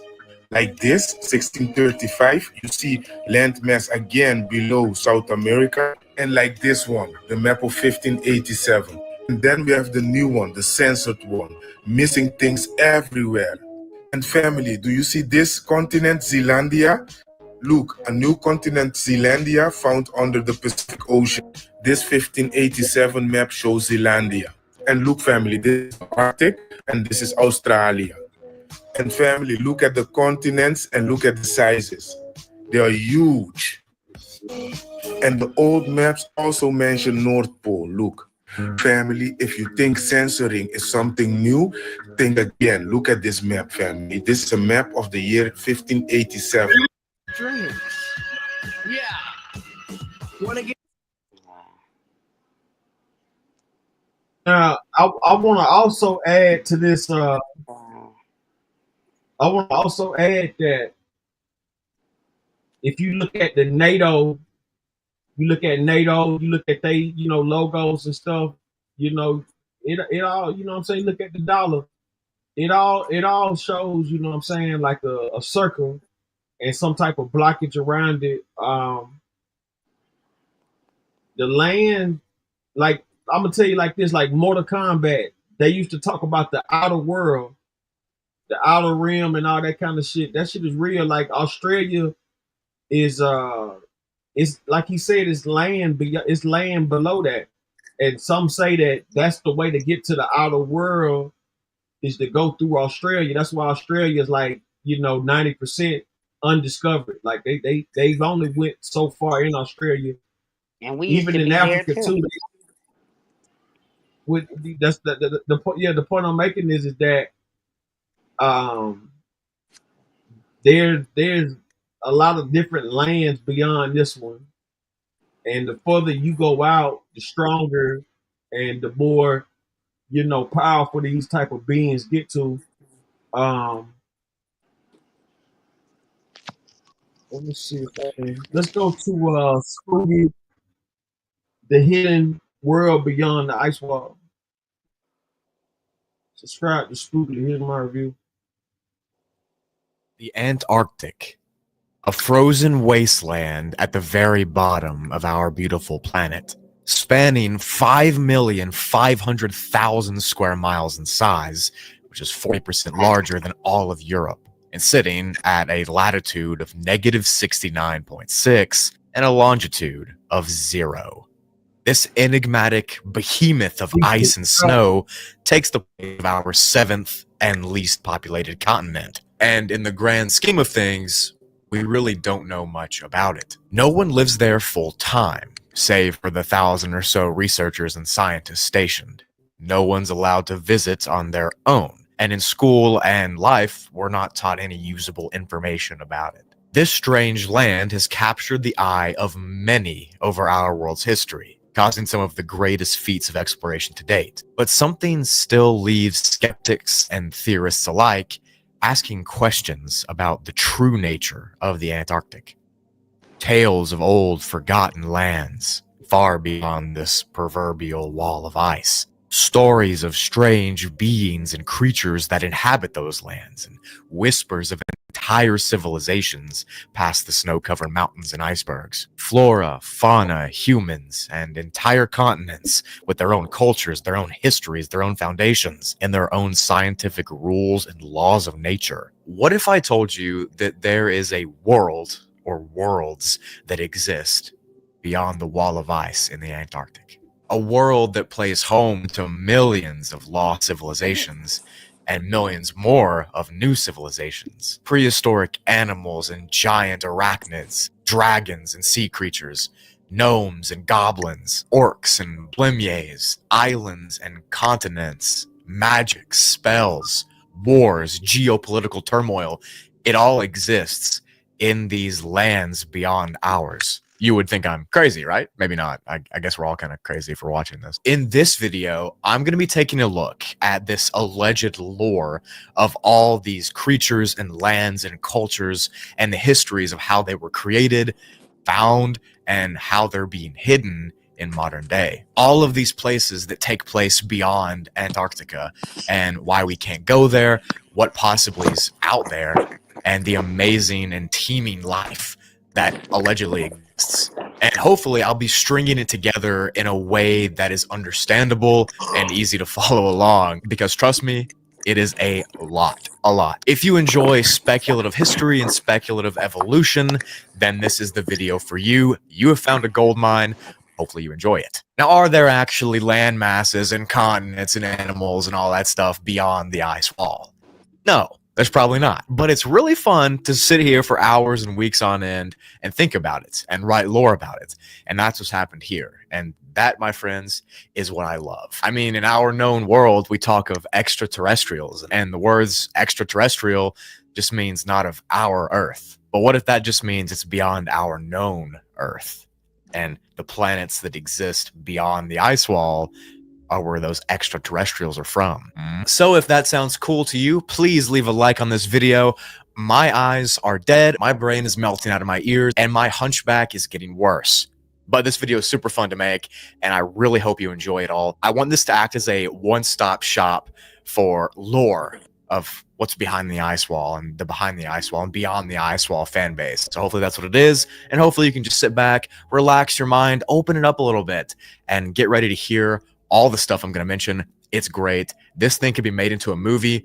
Hopefully it will be one day. That'd be really cool, actually. So grab a bucket of popcorn, grab a Dr. Pepper, kick back, grab a blanket too. It's wintertime. And join me as we take a trip beyond the desolate and lonely landscape of the Antarctic into a new world of life, creatures, and lore and history. By the way, this video is really long. You can click the timestamps below at the bottom slide bar thing if you want to skip the specific parts. Like I said, I'm going to be structuring it in very specific ways. That way you can understand it to the best of your ability, even though some of it makes no sense. We'll get to all of it, don't worry. Lock in and prepare yourself.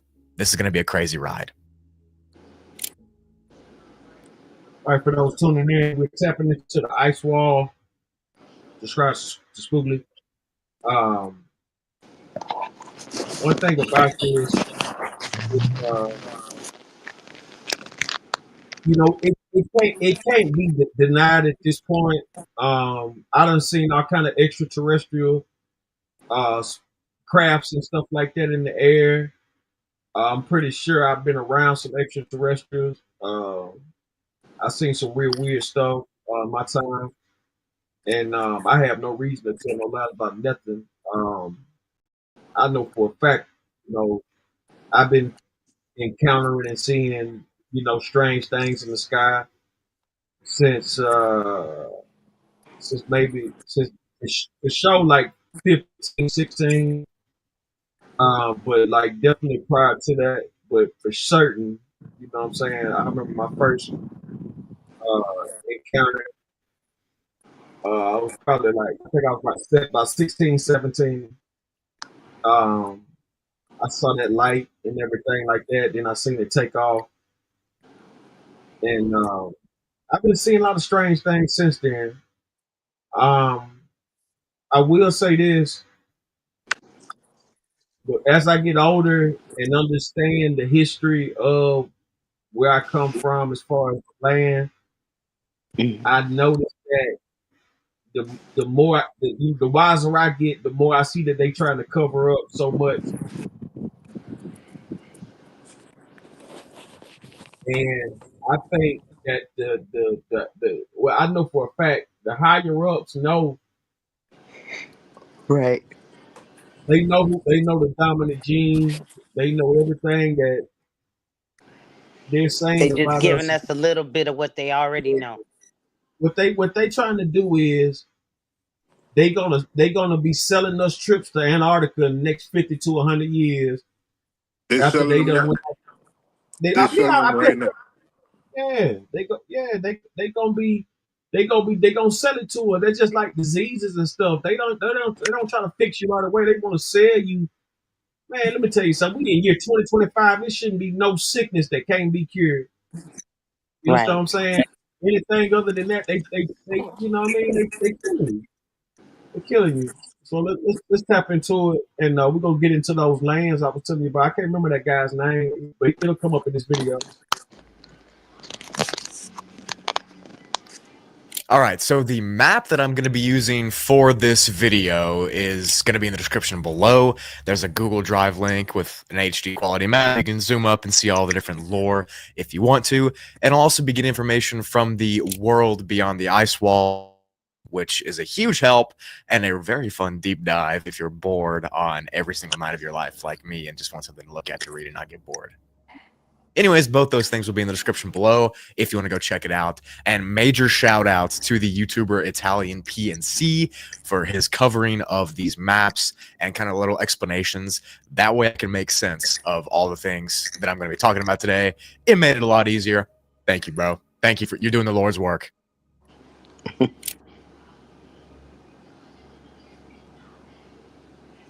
To begin with, I just want to explain the theory in the most layman's terms possible, just to make it as easy for you as I can. That way you can kind of get a baseline for how the video is going to go, and I kind of just want to set the video on a correct course. If you do want to skip ahead to the creature and the land explanations and the history and stuff, again, check the timestamps. This beginning part will be the prehistory and the basic overview.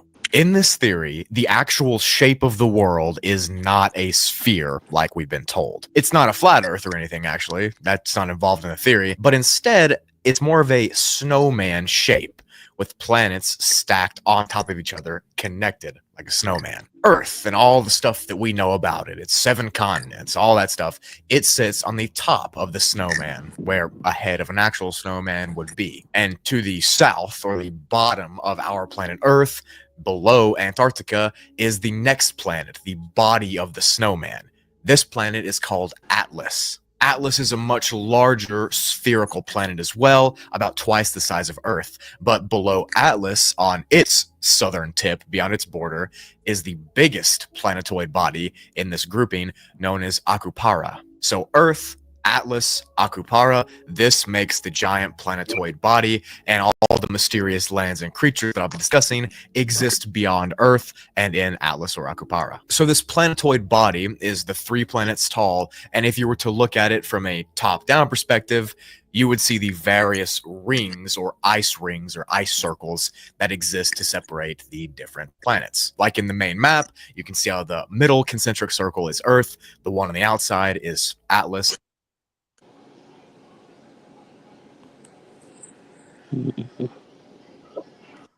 Yeah, so even in this, as you can see, it's a flat bottom and round, round body.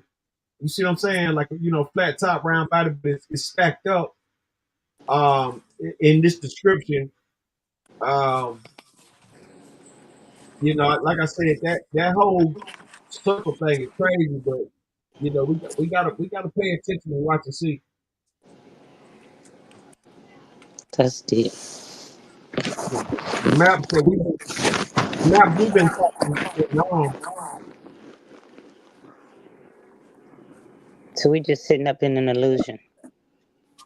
Yeah, because for one, they say that it's a few things with that map that we talk. They say it's upside down. And the one on the outside is Akupara, and beyond that is a land of mysterious, very weird effects known only as the Wastes. Again, they also have their own lore.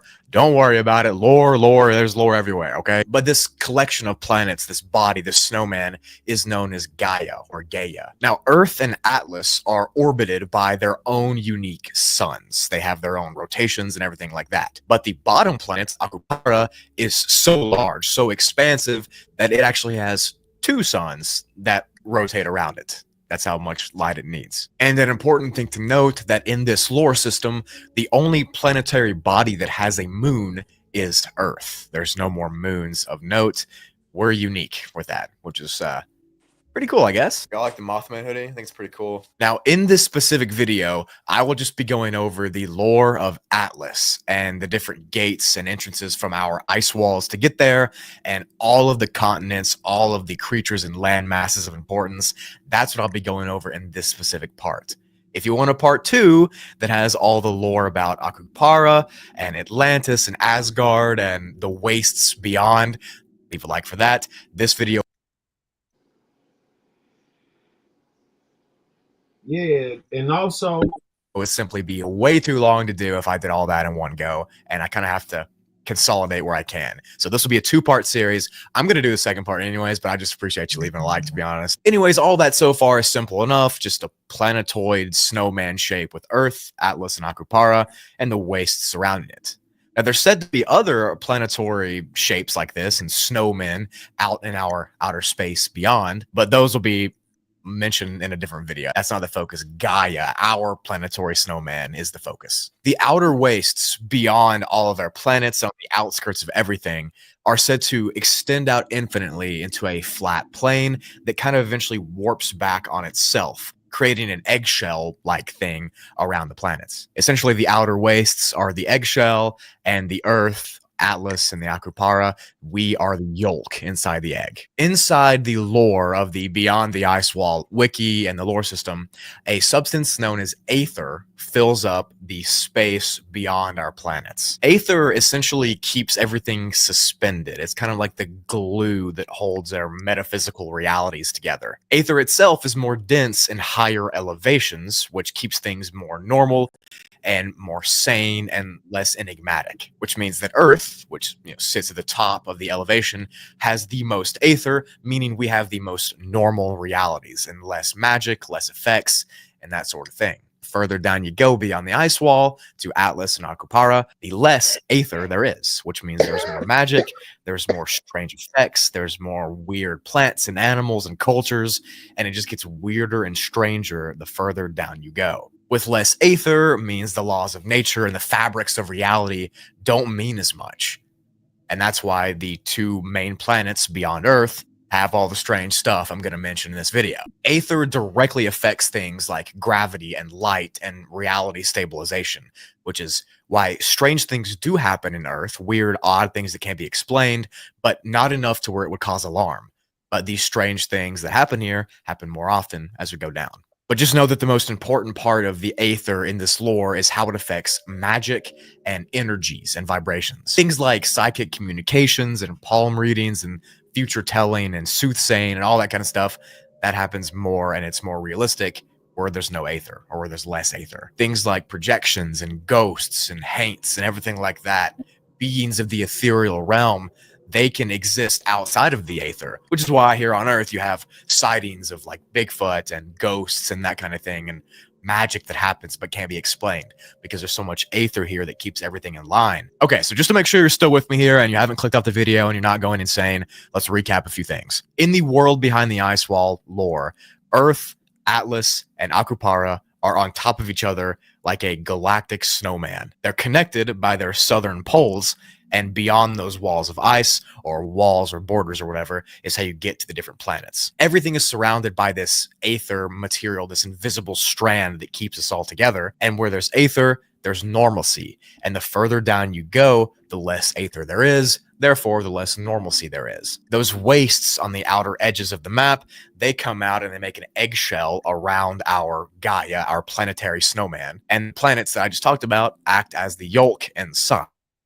And the aether that keeps it all together is the egg whites, that liquid that keeps everything together. In this lore system, as there's another substance that's pretty similar to aether, but it's called azoth. And it's kind of like the anti-aether. It's the exact opposite. Azoth is essentially this substance that flows through all matter. It's power, and it's in very high concentration at the very center of our Earth, specifically in Agartha. I probably just woke up Wendigoon saying that. But anyways, Azoth gives people this energy, this life force, this power, and the Aether, as I said earlier, kind of limits that magic, that infinity. So it's always the Azoth and the Aether kind of dueling in this cosmic battle of sorts for power and for domination. It is matter and antimatter. They're all doing their own thing, and it's all helping the world or hurting the world show its magic or hide its magic and those kind of properties. You still with me, please? So what I've just described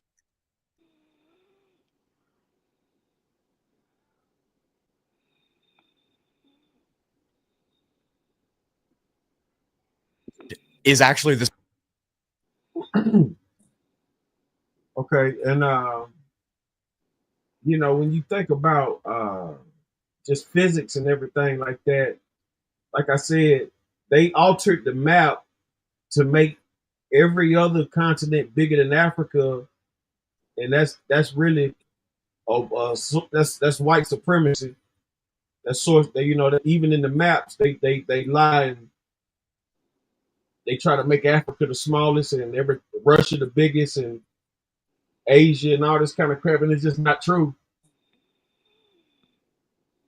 You could fit Russia inside of Africa and the United States at the same time, and it still won't be filled up. Why they do this? Like I said, it's only thing you can think of is white supremacy. There's no reason to lie to the people, you know, unless they trying to pull something over their head. But they not just lying to black people; they lying to everybody. So it's deeper than just white supremacy. It's a control thing. The last thing they want you to know is who you are, you know. And I'm gonna get back to the video. The simplest way I can very briefly summarize this theory and the lore therein. Things exist beyond our reality in these faraway lands beyond the ice wall, and those are the things that I'm going to get into in this video. But now that we have all the pre-stuff out of the way, that's just the basic tutorial of the theory. You need to put your tinfoil hats on, and you need to get ready, because I'm about to get into the lands, the creatures, and the histories and all that of these civilizations in the second planet under Earth, known as Atlas.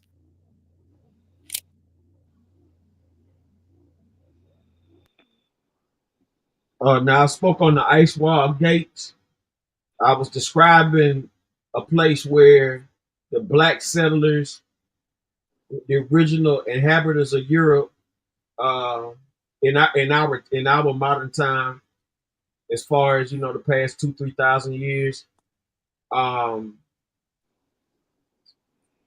they were black and they were Nubian. I guess they, you know, they, like I said, they found new land and they were able to make it back and tell about it. And so all the high-powered people of that land that was in Europe and Russia and all that, you know, because that's where a lot of black people were before they went to the Caucasus Mountains and civilized the barbarians. Once they did that, like I said, they left that land, went beyond the ice wall, and we're going to dig into it, see if it pops up. Now, mind you, this video came out 3 months ago.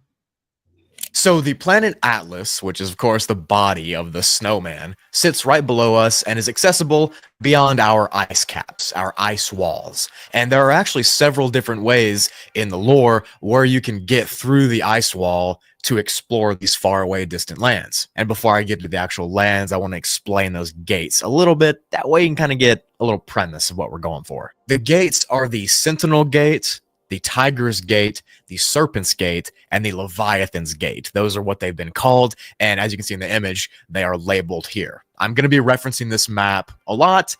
Get used to it, because that's one of the only references we have. So these gates play a massive role in understanding why certain people are in these lands in Atlas and how they got found. Sentinel's Gate is located at the southern part of the ice wall. The terrain here is pretty flat, dotted with small ponds and marshlands. In these swampy marshlands lives a species of penguin that is much wiser, much more evolved than the penguins that we know.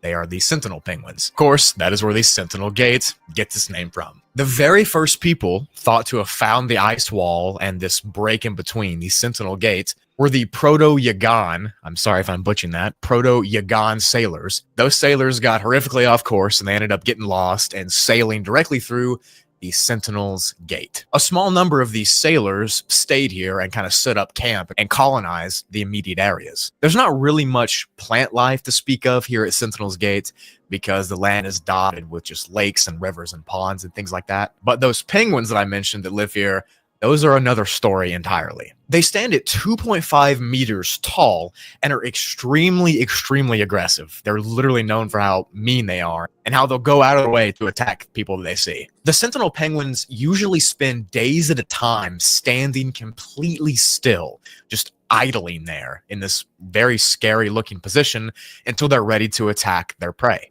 One thing that you'll find in all of these different lands at the gates and beyond the gates into Atlas and beyond is that these places have tribes. They have native people that were settled there a long, long time ago. And I'll try to get into as much deep lore of that as I can. There is a lot of it, and I will not be able to get it all in, so I apologize for the lore purists. I'll just be glossing over some of them, but I'll mention the ones that I think are important. For instance, here at the Sentinel Gate, the Senti people are who kind of run the joint. Each of these tribes is split up by chieftains, and a chieftain rules a certain part of the tribe, and these Senti people are known for not getting cold. Obviously, the areas around here are pretty frigid, and they can get really low in temperature, and these people are known for being hardy. They don't even wear coats. Kind of just walk around naked and they don't even get cold at all. There are other smaller little islands that dot the Sentinel's Gate that were founded by Argentinians, by people from Germany, by people from Spain. All sorts of colonies like that were started many years ago, and the people that allegedly live there now are descended from those. Anyways, that was Gate 104. The next gate I want to mention is the Tiger's Gate, and you can kind of see where this is going just by the name. Now, this break in the ice wall is on the western side of it, so it's on this side, but I think it's that side for you. Whatever. This break in the wall is known for its hilly and harsh environments. Hot springs, volcanoes, and running rivers run wild through here, and the land is untamed. And of course, the gate is named after the tiger species that lives here, known as the Tiger del Glaciar.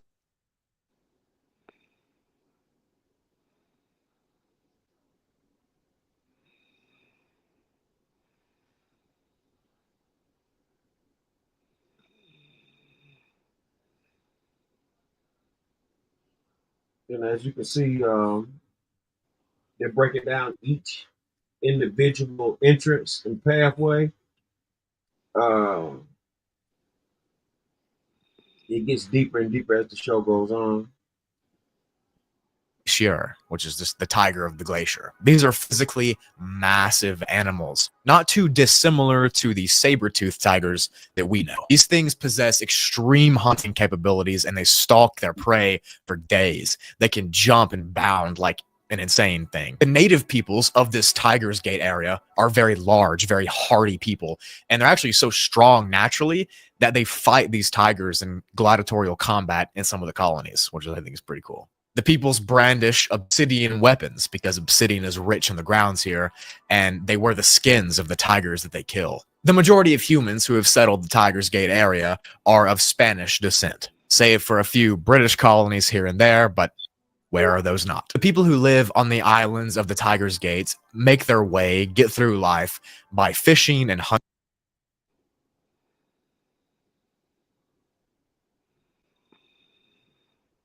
They are specifically known here to hate and detest pirates. They can't stand the idea of them, so they always try to ward them away and keep them off. The Tiger's Gate is really not a very common gate to go through if you're an explorer going beyond the ice wall, partially because of how dangerous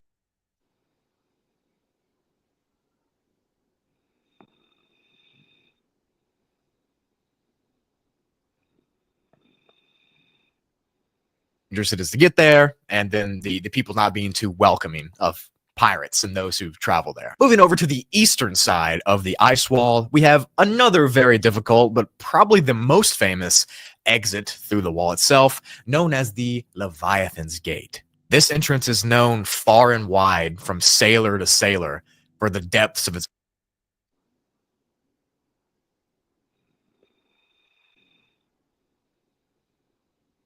water and the things that hide beneath. The water is extremely choppy and aggressive, and giant leviathans and mosasaur and fish swim in the surrounding areas. Weird-looking whales swim around this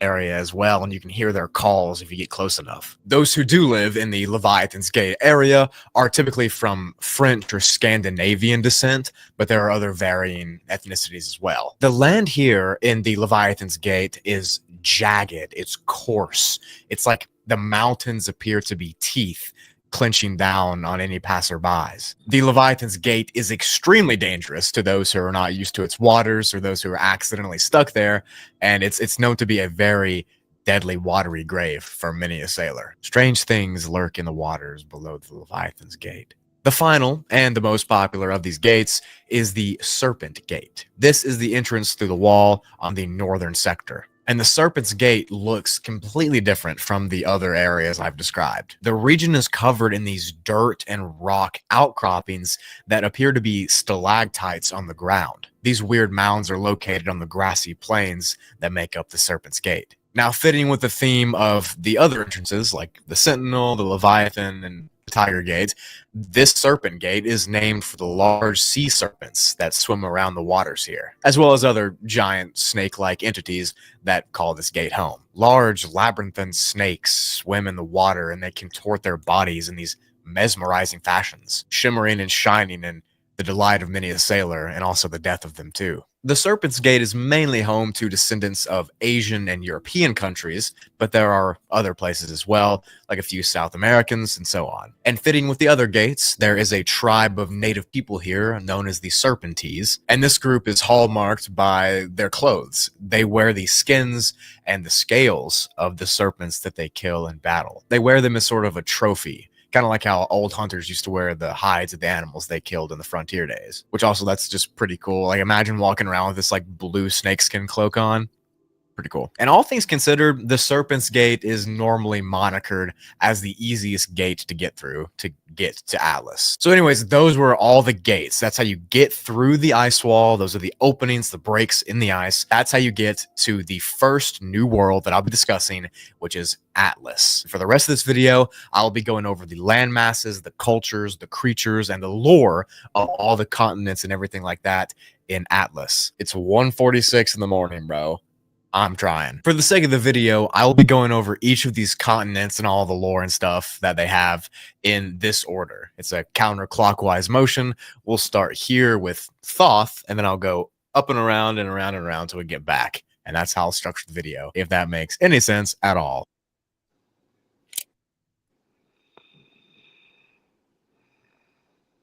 Thoth is first, and it is nicknamed by people who were there and travelers as the Nomad Continent. The lands of Thoth were settled by peoples from South America over 8,000 years ago, and more recently, they were discovered by our good pal Magellan back in the 1500s.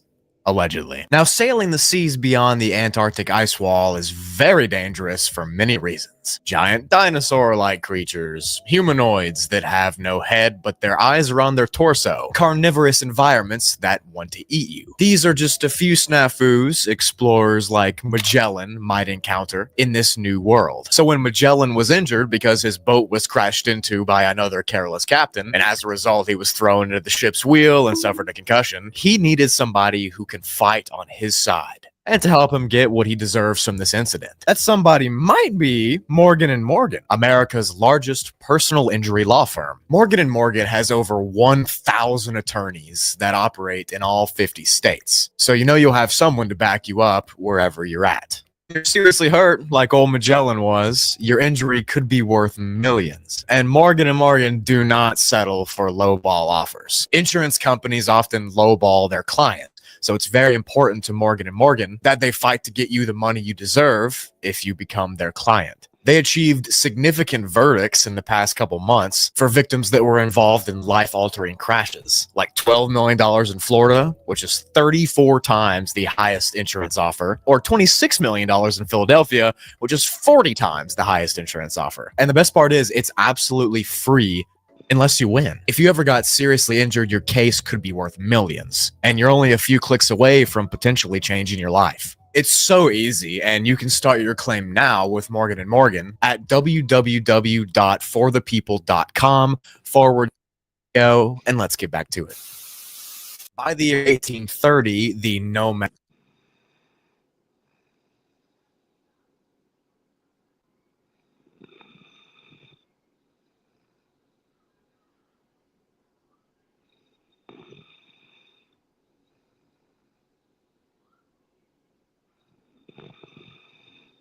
continent of Thoth was lived in and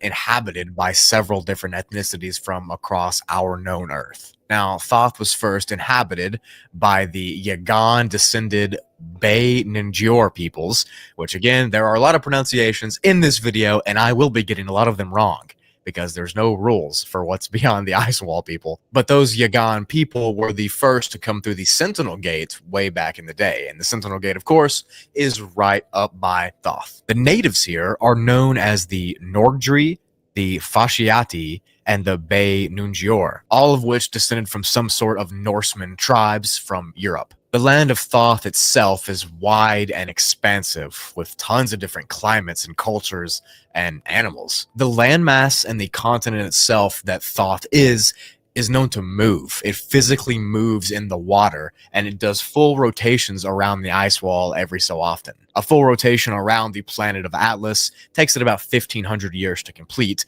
which seems like a long time, but that's really not that long in the grand scheme of things. But for the majority of the land, it is a cool and temperate place with thick biomes of lush vegetation and animals that scurry beneath the leaves. Hidden rivers and lakes and ponds dot this landscape, and the summers are warm and the winters are cold. And because of this, the natural animals that are from Thoth have adapted to change their environments based on the changes of the seasons and the fact that the entire continent rotates around Atlas, which is crazy. Thoth is home to a multitude of strange creatures and entities that I can't explain all of them. These animals often live alongside the nomads that inhabit the continent. The Bayoshad is a large marsupial creature that lives in the Follower Islands off of Thoth.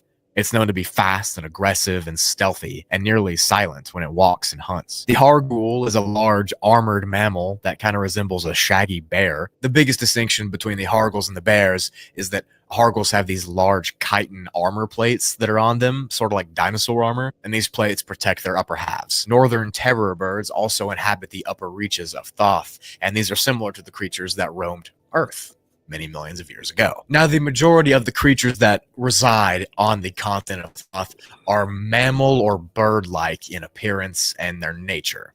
And you'll notice themes as we go to the different continents. Some can be birds, some can be lizards, some other kind of animals. There are dinosaurs and whatnot, which I guess dinosaurs are just big lizards, but I digress. Thoth is one of the more normal kind of places that you'll video beyond the ice wall and in Atlas. So just buckle up because it's just going to get even crazier as we move down over to our next landmasses, Min and Nevis and the Avalons. So Min and Nevis and the Avalons are two separate island peninsulas that exist over this direction from Thoth. Menin Nevis is known far and wide as the Isles of Deception, as all the natural wildlife that inhabits its islands is known for their camouflage and their ability to blend in with their surroundings. But specifically, the most enigmatic feature is that the plants on the island will look like animals, and the animals will look like plants. All living beings on the Isle of Deception have kind of adapted their bodies to warp and change their chemistry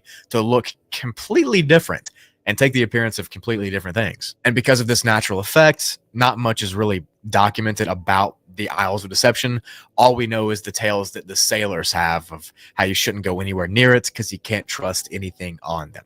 Moving over to the Avalons, these are twin land masses that are kind of right next to each other. And these Avalons are really full of strange and interesting entities. The two land masses themselves have been nicknamed the Nexus of Fantasies, which is kind of a crazy name, can't even lie. And when you hear what I'm about to say, you'll understand why it's called the Nexus of Fantasies. It is said in the great histories of the world beyond the ice wall that these lands, the Avalons, were founded by Camelot. That's right, the original kingdom of Camelot is said to have founded the Avalon lands here.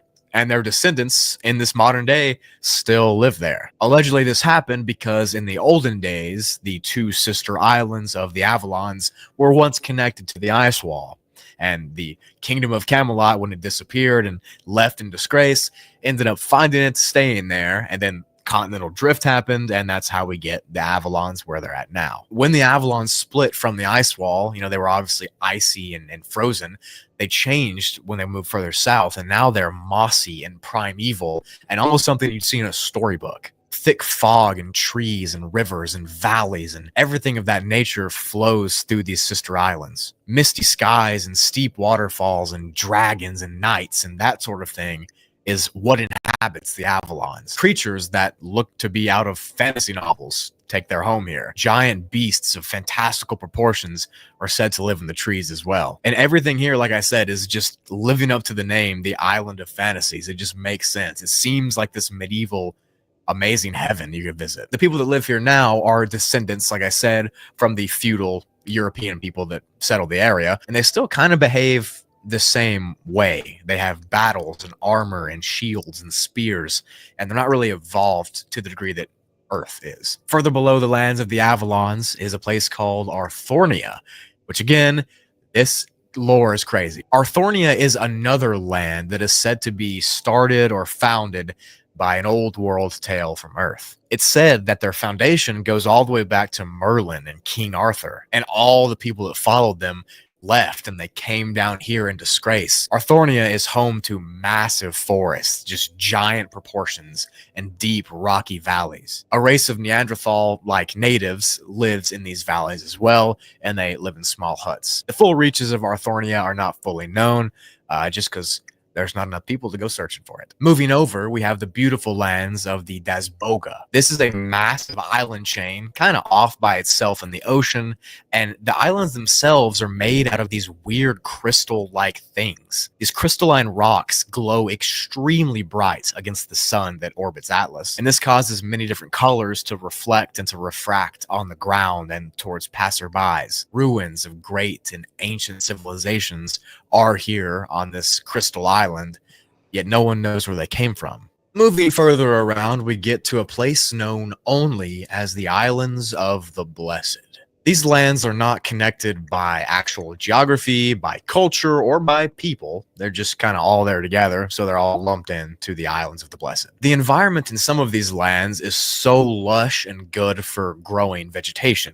In fact, you can fully grow plants in just a mere few days here. Because of this, the archipelagos on these islands are teeming with large trees and other sort of plants and vegetables and fruits. There's an island in this chain called Genro that is so thick with brush that you can't even inhabit it. The entire island is just trees and leaves and vines. People have attempted to burn the vegetation and kind of move on to the island, but it all just grows back in a day. There are also other islands, in the Islands of the Blessed, like the Malandantes and the Bamboo Celestes. These islands are covered in seagrass and bamboo forests, again, teeming with life. Several of the islands here are covered fully in gigantic flowers and Venus flytraps and things of that nature too. Overall, the islands of the Blessed are known far and wide for their scents and their smells and their fragrances because of all the flora and fauna here. Moving up and around again to the next landmass at a lightning pace, I know, but there's so much lore that I can't cover it all. I apologize. But next we have the continent Cuerva and Cabola, also known as the Land of the Lizards. This entire area is full of a vibrant and rich culture. Fertile lands, beautiful scenery, and of course, lizards, and giant lizards at that. Tons of species live here. These places are said to be not too different from the tropical islands in the Caribbean from our Earth. The native peoples that live here are known to hunt and coexist at the same time with the lizards. The lizards are vibrant in their personalities, in their patterns, in their mating rituals. All of it is so unique. It's like an island of Komodo dragons and giant other flightless dragons and stuff. There's a group of people known as the Nashivoyo who live here, and they were said to come from the island of Madagascar from our Earth. Specific lizard species like the tattooed lizard, the shedskin lizard, and many other types of actual specific breeds live here on the islands, and they're all hunted or farmed or used in various ways and methods. The people that inhabit these islands are also known for their equality in their politics and their economy between men and women. Even though they're kind of like tribal and a little bit underdeveloped, they still have great ideas of equality, and the women are able to buy and own their own land and property and farms and that kind of thing too. Good for you guys. Continuing to move along below this ice wall, we have the next huge continent on the list, known as Patacia. This grand mass is located beyond the opening of the Leviathan's Gate, and it was settled by the Ottoman explorers of the ancient ages. This land is the first prehistoric type mass that I've talked about today, and those early explorers from the Ottoman Empire, they found dinosaurs and giant brontosauruses type things walking around here as well. The land is covered in deserts and forests and bogs and other swamps. Armored sauropods walk the plains with their clubbed tails, and ankylosaurus type creatures that are known as pangolins live here as well. Gigantic crocodiles swim in the swamps here and up the streams, and massive man-sized lemurs leap through the trees. It's pretty much just like the old dinosaur days that you'd see from a movie or something. Giant horned frogs range the plains and the prairies, and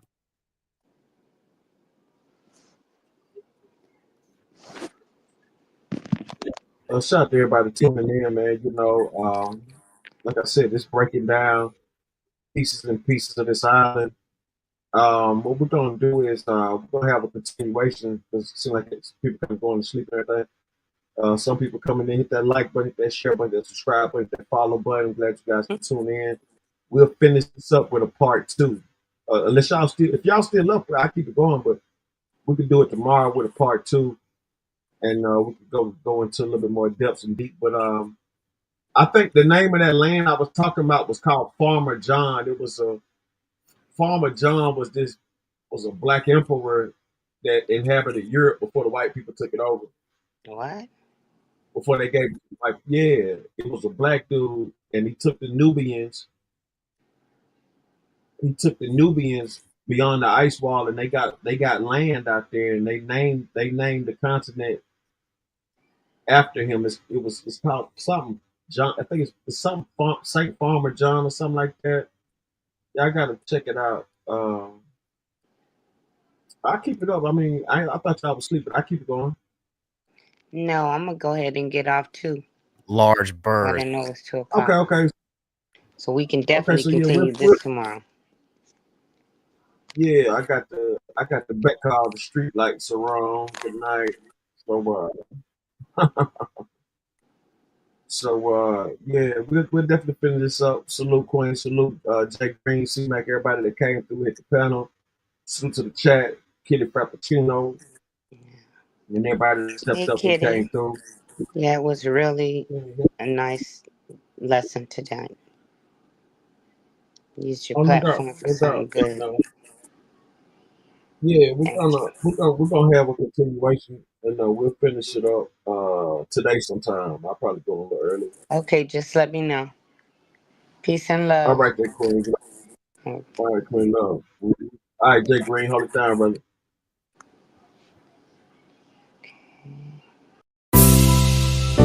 Corey Moe.